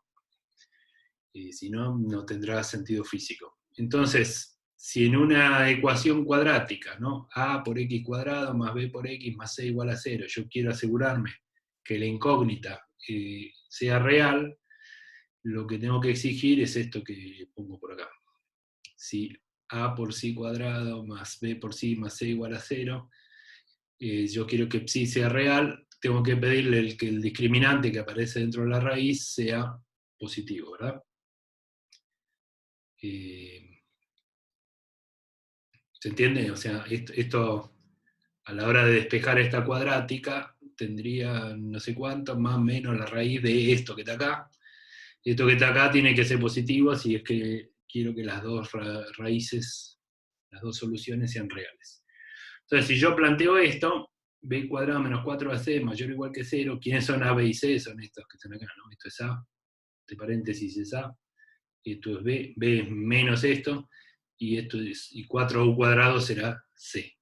Entonces planteo b cuadrado menos 4ac positivo, y si ustedes acomodan un poco los términos, les va a dar esto que está recuadrado acá, circulado acá. Hay que acomodarlo un poquito, se forma solo el cuadrado de un binomio. No hago la deducción porque es así de agrupar términos y nada más. Me queda esto que está acá. Entonces me queda c cuadrado menos u cuadrado, todo eso al cuadrado, tiene que ser mayor o igual que 32q sobre 9 por u cuadrado. Esta desigualdad tiene dos ramas posibles. Pues yo acá lo que puedo hacer es sacar la raíz cuadrada de los dos lados. Cuando yo saco la raíz cuadrada, aparece un más menos, ¿verdad? porque la raíz cuadrada tiene esos dos signos posibles. Eso lo puedo ver como que esos dos casos equivalen a que C sea mayor que U o que C sea menor que U. Esos son los dos casos posibles, ¿no? Cuando yo saque la raíz cuadrada de esto, la raíz cuadrada de esto o bien es C cuadrado menos U cuadrado, o al revés, o es U cuadrado menos C cuadrado. Entonces analizo esos dos casos. Esta desigualdad, entonces digo, se satisface en dos casos posibles, ¿no? Donde U es más, el régimen donde U es mayor que C, y el régimen donde U es menor que C. Y analizo uno por uno, necesariamente. Voy primero al régimen supersónico. Supersónico porque si supongo que U es mayor que C, eso se llama supersónico. El régimen ese se llama supersónico por ese motivo, o también tenue. Tenue quiere decir baja densidad por razones que se van a ver en un ratito. Entonces, si U es mayor que C, lo que yo hago es sacar los cuadrados de ambos lados, pero como sé que U es mayor que C, de este lado lo que queda es U cuadrado menos C cuadrado, ¿no? Y no al revés. Entonces me queda U cuadrado menos C cuadrado, y acá simplemente todo esto es positivo, así que la raíz de eso que está ahí.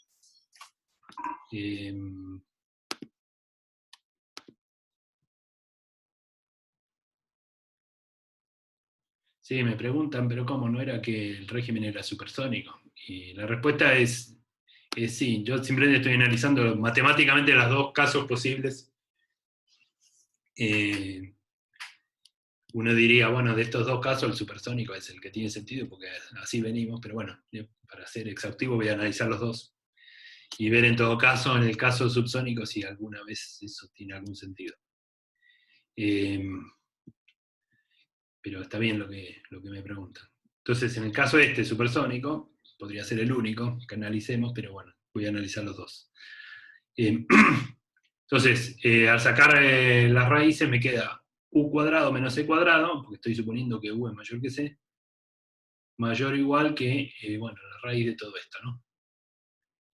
Y esta desigualdad me queda una cuadrática en sí mismo. U cuadrado, pasó esto restando, U cuadrado menos esto, menos C cuadrado, mayor o igual que 0.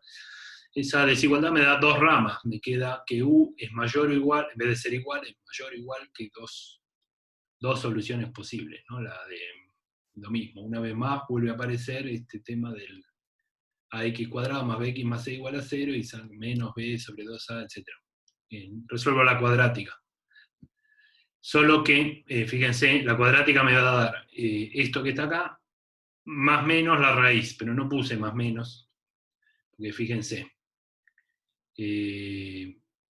tengo este término, 2/3 de raíz de 2q, y después más menos la raíz de eso mismo, pero al cuadrado, o sea, 8q sobre 9, más c cuadrado. Si yo pongo el signo menos, 8q sobre 9 más c cuadrado, esto es mayor, por supuesto es mayor que 8q sobre 9, y la raíz es mayor que esto, luego la rama menos me va a dar negativo. ¿Se entiende? Y no tiene mucho sentido. Estoy calculando la velocidad, es la que es esta que... El signo de la velocidad lo conozco, o sea, si la esfera se expande radialmente, el fluido neutro viene de derecha a izquierda. No tendría sentido. Entonces la velocidad tiene un signo que es el que es, y el otro, la otra rama en todo caso la descarto. O sea, del doble signo acá descarto uno porque me va a dar una velocidad negativa. Y me quedo con una sola rama que es la que tiene sentido, que es esta que está escrita acá. A esa UT, este valor de velocidad que obtengo, la llamo T de tenue, porque es para ese caso. Entonces lo que obtengo, porque estoy viniendo de una desigualdad, acuérdense, la desigualdad se origina en el hecho que yo quiero asegurarme que el cociente de densidad es real. Y además positivo, pero por lo menos real. Entonces U tiene que ser mayor o igual que esta cantidad que llamo UT, que es esto que puedo calcular acá, todo esto es dato.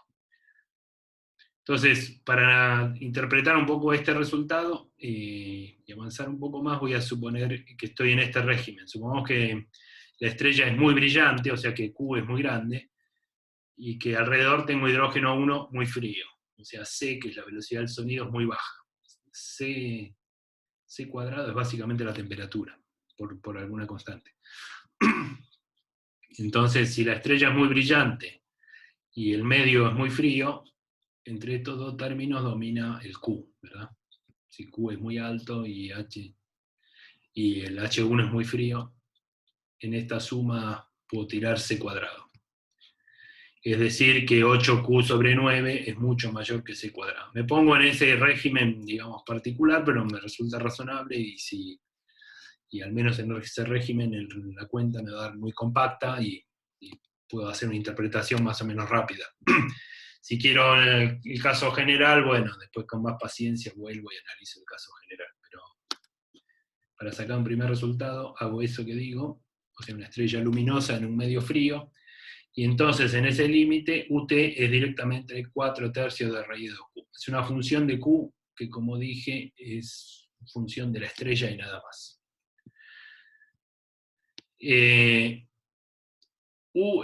Hace rato dejé de poner el subíndice 1 porque todas las cantidades que aparecen supongo que corresponden al medio 1, y no le puse el subíndice para ahorrar escritura. Pero bueno, les recuerdo, U es U1.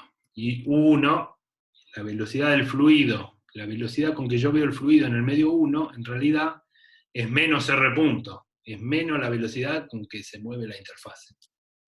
Entonces esta U que está acá, es el módulo de R punto.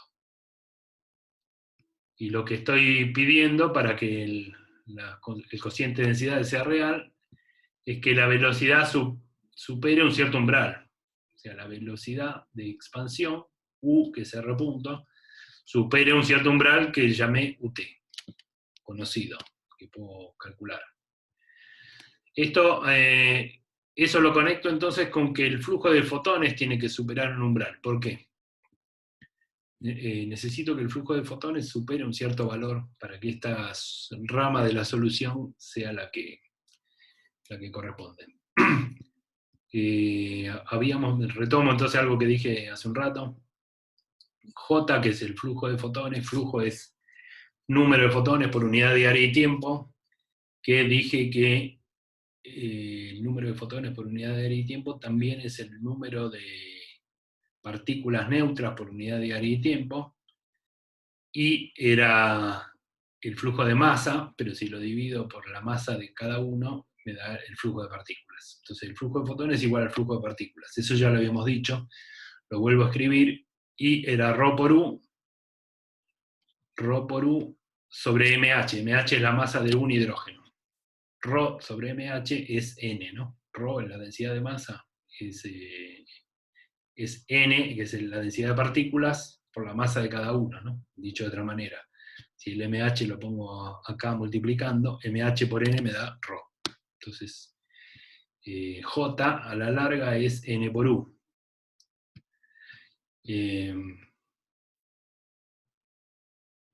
Si yo digo que si J es N por U, y yo tenía que U es mayor que UT, si yo multiplico por N de los dos lados de esta desigualdad, N por U es mayor que N1 por UT, entonces el flujo de eso obtengo que el flujo de fotones es mayor o igual que un cierto flujo umbral, que es N1 por UT.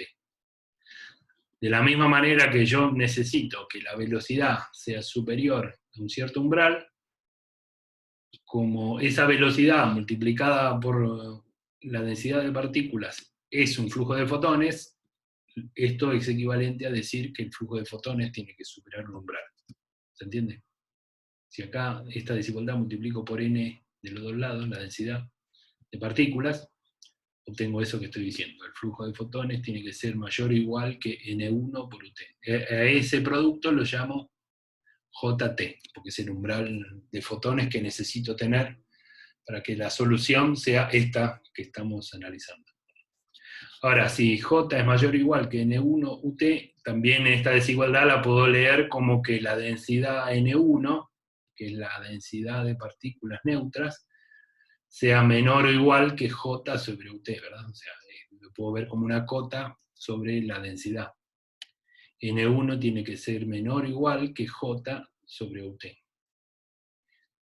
J es, lo habíamos escrito para de transparencias atrás, J es el flujo de fotones, lo puedo escribir como J estrella por R estrella sobre R todo al cuadrado, para que quede claro que el flujo de fotones es en función de R, y UT, lo acabamos de calcular, tiene que ver con Q. Entonces me queda que en esta rama de la solución es la que tengo si la densidad de hidrógeno neutro es menor o igual que este número. Como estoy pidiendo que la densidad sea menor que algo, quiere decir que la densidad es baja. Entonces esta solución, esta forma de solución, la llamo tenue. Ya la había llamado supersónica, porque es supersónica, pero por el mismo motivo es tenue. Entonces,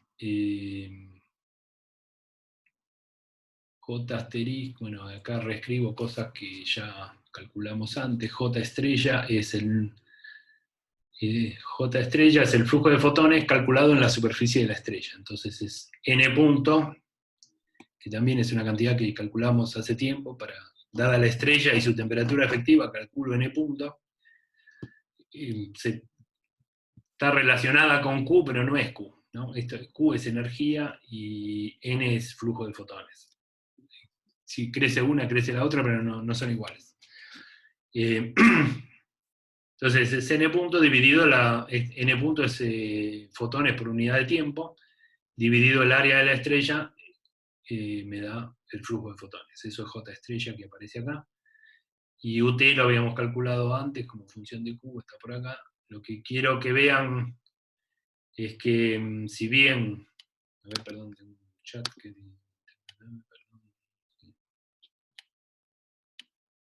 Nada. Entonces, ¿en qué condiciones se da esta solución? Uno puede pensar, bueno, inicialmente cuando la estrella nace en este medio, tiene un montón de fotones, hay poco hidrógeno ionizado, R es chico, el radio es chico porque esta esfera recién empieza, entonces R es apenas más grande que el radio de la estrella, entonces R estrella sobre R es 1 o más o menos, y entonces se puede cumplir esa condición.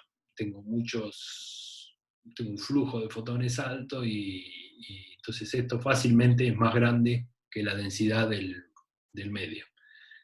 Pero es cuestión de tiempo, si ustedes se fijan, acá todo es constante salvo R. A medida que la esfera de hidrógeno ionizado va creciendo, cuando R crece, como está en el denominador, este número es el lado derecho de la desigualdad se achica, y entonces si se achica, en algún momento esta desigualdad ya no se cumple. Entonces esta rama de la solución puede ocurrir inicialmente desde que nace la estrella hasta cierto momento, pero en algún momento alcanza un R crítico donde el lado derecho es igual al lado izquierdo. El lado izquierdo es la densidad del medio, nada más. Y el lado derecho se achica a medida que aumenta R, va como 1 sobre R cuadrado. Entonces en algún momento alcanzará un R crítico. El R crítico es cuando todo este lado derecho es igual al lado izquierdo. Esta expresión que está acá. Quiere decir que si bien yo puedo arrancar en esta rama de la solución, en algún momento alcanzaré un radio límite donde eso deje de valer. Entonces, ¿qué pasa en ese caso? Pero bueno, esa es la rama que llamé supersónica. Déjenme, por ahí más rápido, analizar el caso subsónico, volviendo a esta desigualdad que está acá. Si analizo, solo por seguirme la corriente, el caso U menor que C, entonces cuando saque la raíz cuadrada acá, si U es menor que C, tendré que la raíz será C cuadrado menos U cuadrado, para que quede positivo, ¿no? Entonces ese será el otro caso. Si el caso es U menor que C, entonces del lado izquierdo queda C cuadrado menos U cuadrado. Y del lado derecho la raíz de lo que había, que eran todos números positivos. De nuevo, entonces vuelvo a tener un polinomio de segundo grado,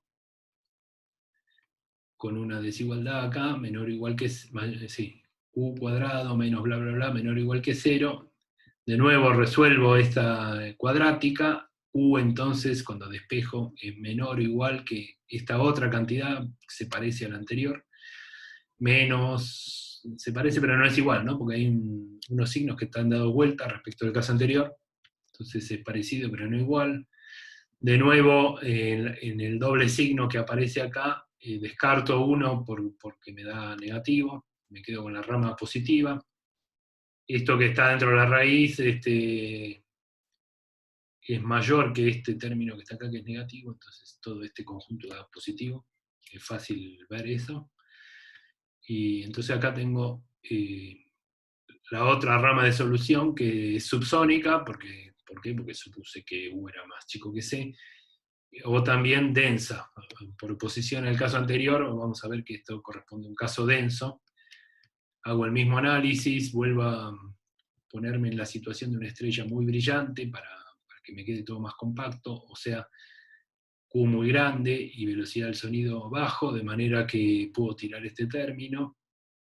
Acá hay que elaborar un poquito más, porque si yo tiro esto, me queda 0, ¿no? La raíz de 8Q sobre 9 es esto que está acá, entonces me queda 0. Hay que seguir un orden más en el desarrollo de Taylor acá,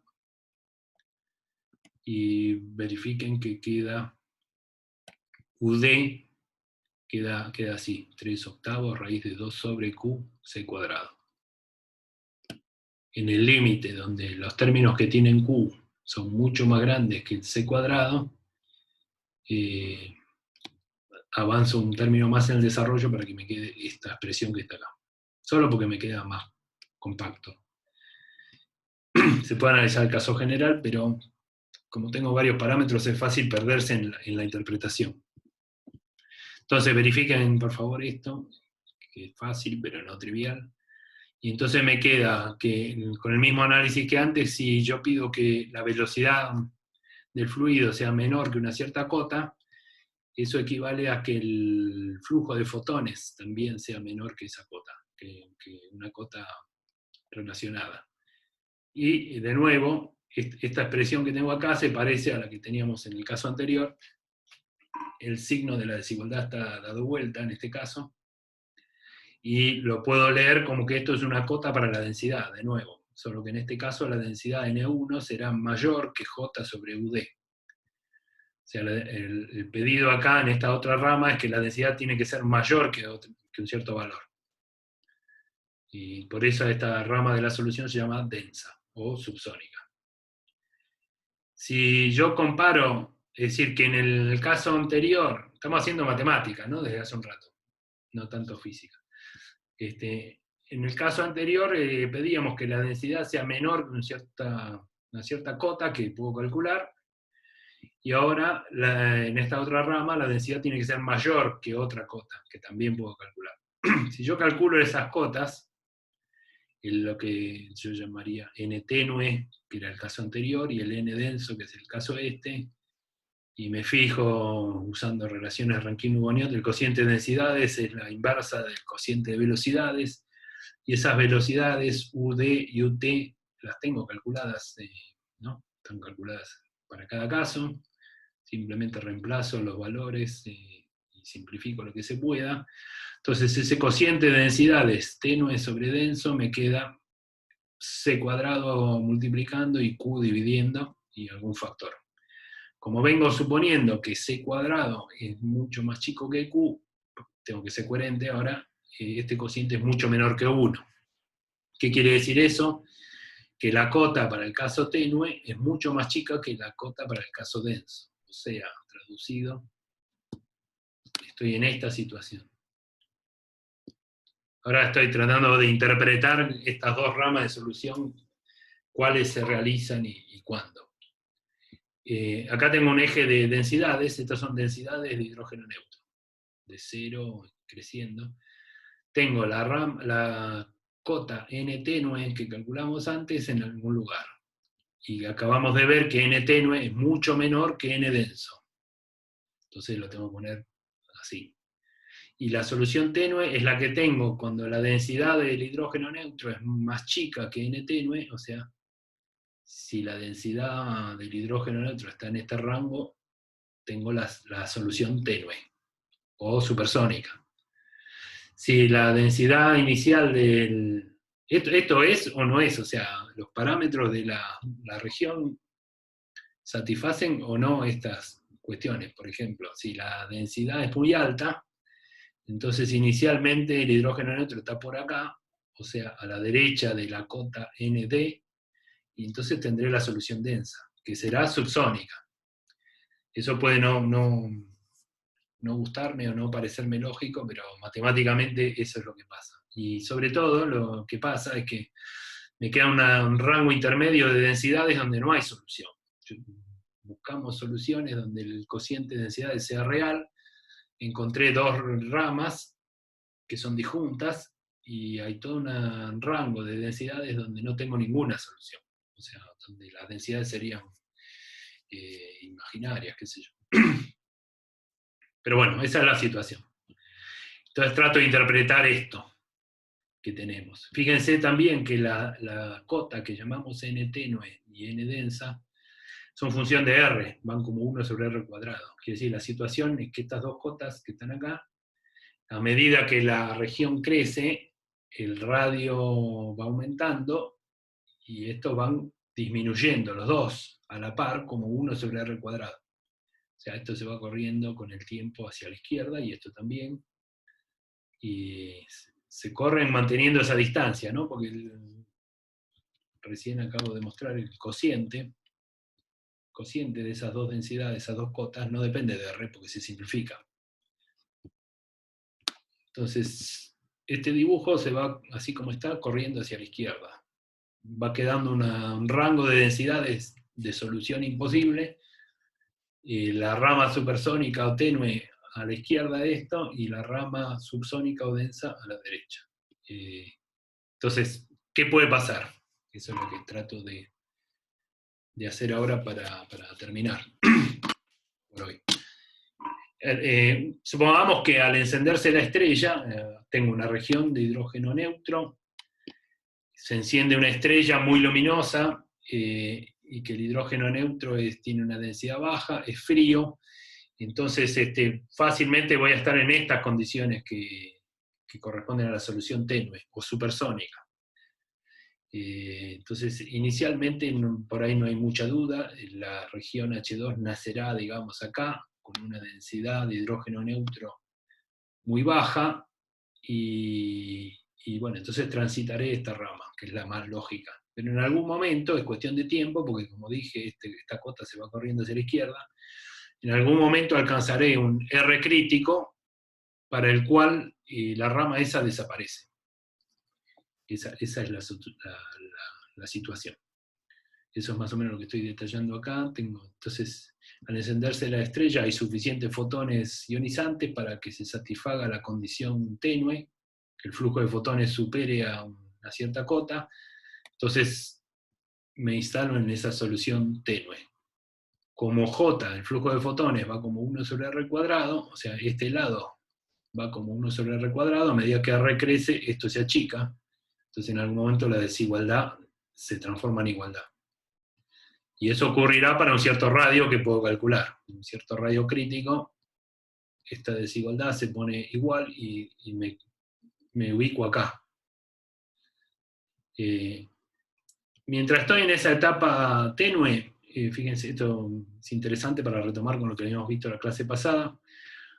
J, que es N1, reescribo, ¿no? Cosas que ya puse antes, así que de dónde saco esto, eso queda claro si voy mirando las transparencias de arriba.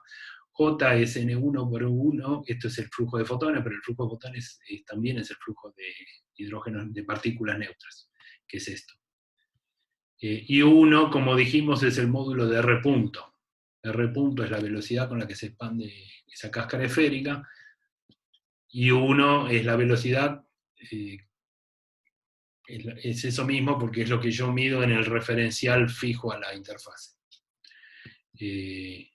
Así que J termina siendo N1 por R punto, y también J, por definición, vimos que era n puntos sobre 4πr cuadrado, entonces igual a estas dos cosas, fíjense que lo que queda es que n punto por dt es 4πr cuadrado n1 por dr. Esto que está acá lo habíamos escrito al principio de la clase pasada, es el caso más sencillo de modelo de Strömgren, sin recombinación. Entonces, esto que está acá es una ecuación diferencial casi trivial para r de t, que termina dando r de t igual a t a la 1/3. Y esto sale solo de mirar esto que está acá. Quiere decir que mientras estoy en esta rama tenue, por ahí no nos dábamos cuenta, pero estábamos en esta situación de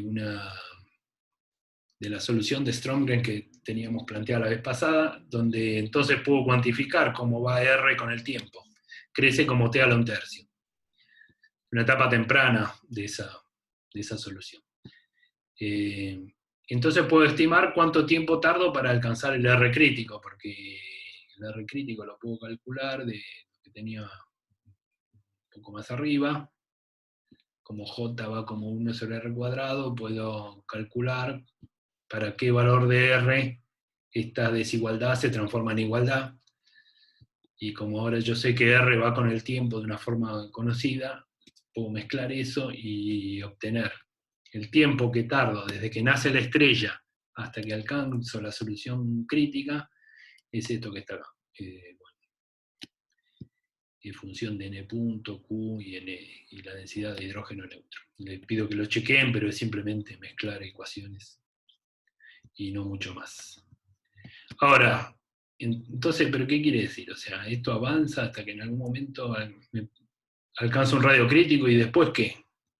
Entonces, para terminar, trato de responder eso cualitativamente. Tengan en cuenta que esto parece como muy viscoso toda la explicación, probablemente lo es. Tengan en cuenta que estamos tratando de interpretar el problema sin resolver ninguna ecuación diferencial. En teoría, lo que uno puede imaginarse para resolver este problema es tener un código que me diga, que me arroje una cantidad de fotones en geometría esférica, puedo suponer, una cantidad de fotones por unidad de área y tiempo. Tengo las ecuaciones de movimiento de hidrógeno neutro y hidrógeno ionizado, y todo eso lo puedo poner en un código que me diga cómo evoluciona esto en función de cada instante, para cada una de las especies involucradas. Y no estoy haciendo eso, no estoy resolviendo ningún código, obviamente. Simplemente planteé las condiciones Rankine-Hugoniot en la interfase, y con eso estoy tratando de obtener toda la película. Entonces, ¿qué pasa cuando hay una primera etapa, que es esta etapa tenue, donde las cosas más o menos creo que se entienden? O sea, si yo miro, por ejemplo, la densidad de masa en función del radio, en un problema esférico como este, entonces tengo una densidad que llamo ρ2 en la región H2, y después hay un salto discontinuo cuando R vale el R de t en cuestión, la interfase. Esa interfase se mueve a una velocidad r punto y transiciona hacia el medio interestelar, que tiene una densidad ρ1 más baja. Eso hace la densidad. ¿Qué es lo que hace en la densidad de masa? La densidad de partículas, bueno, del lado donde tengo la región H2, lo que tengo son electrones y protones en igual densidad. Tengo la misma cantidad de electrones y protones por unidad de volumen, y eso es una densidad que es homogénea dentro de la esfera hasta que alcanzo el radio de la esfera, donde la densidad baja, bueno, la densidad de electrones y protones baja a 0, y esto tendría que haber bajado a 0, y la densidad de hidrógeno neutro crece hasta lo que llamamos N1. Y así siguiendo. Y lo que hay que imaginarse es que esto es como una película, este radio se propaga a velocidad r punto. El asunto es que cuando alcanzo el radio crítico, esa solución deja de valer porque el número de fotones ionizantes ya no alcanza. Esa es la cuestión. Y entonces estoy en esta... O sea, a tiempos más largos alcanzaré un radio crítico. ¿Y entonces qué pasa? Y acá lo que más abajo grafiqué es, por ejemplo, la temperatura, la densidad de masa y la densidad de partículas. La temperatura tendrá una temperatura T2. Este radio que está acá es R crítico, que lo puedo calcular. Quiere decir, cuando llego a R crítico, de R crítico para la izquierda tengo hidrógeno ionizado. De R crítico para la derecha tengo hidrógeno neutro. La cantidad de fotones ionizantes se me agotó ahí, ya no tengo más. Entonces el hidrógeno ionizado se acaba ahí. Lo que tengo de acá para la derecha es hidrógeno neutro chocado, digamos. Lo que puede proseguir es el choque, lo que no tengo son fotones.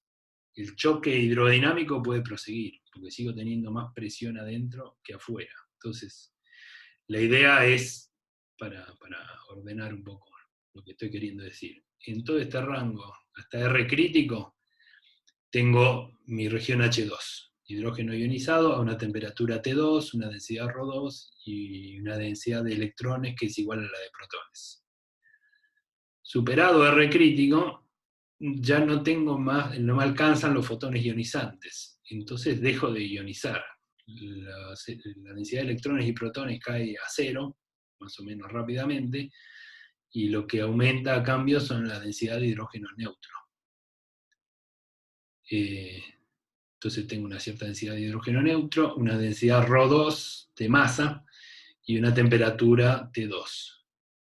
En este rango, el choque hidrodinámico, o sea, la parte que resolvimos al principio, donde supusimos Q igual a 0, lo que tengo es un gas que está más caliente y a mayor presión de un lado que del otro.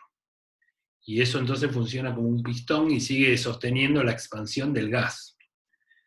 Y entonces tengo un RDT que se sigue expandiendo, pero lo que tengo de un lado y del otro es hidrógeno neutro. La diferencia es que de un lado tengo hidrógeno neutro caliente, a mayor presión, mayor densidad, y del otro el hidrógeno neutro que no se enteró de nada, que tiene la temperatura muy baja, 70 Kelvin del medio interestelar, una densidad muy baja, etc. Entonces, de R crítico para la izquierda tengo hidrógeno ionizado, entre R crítico y el RDT que sigue progresando, tengo hidrógeno neutro chocado, o sea, caliente, y de RDT para afuera sigo teniendo el medio interestelar que no ha sido afectado por esto. Esto es una especie de, forzando la intuición, lo que uno piensa que puede pasar sin haber resuelto las ecuaciones.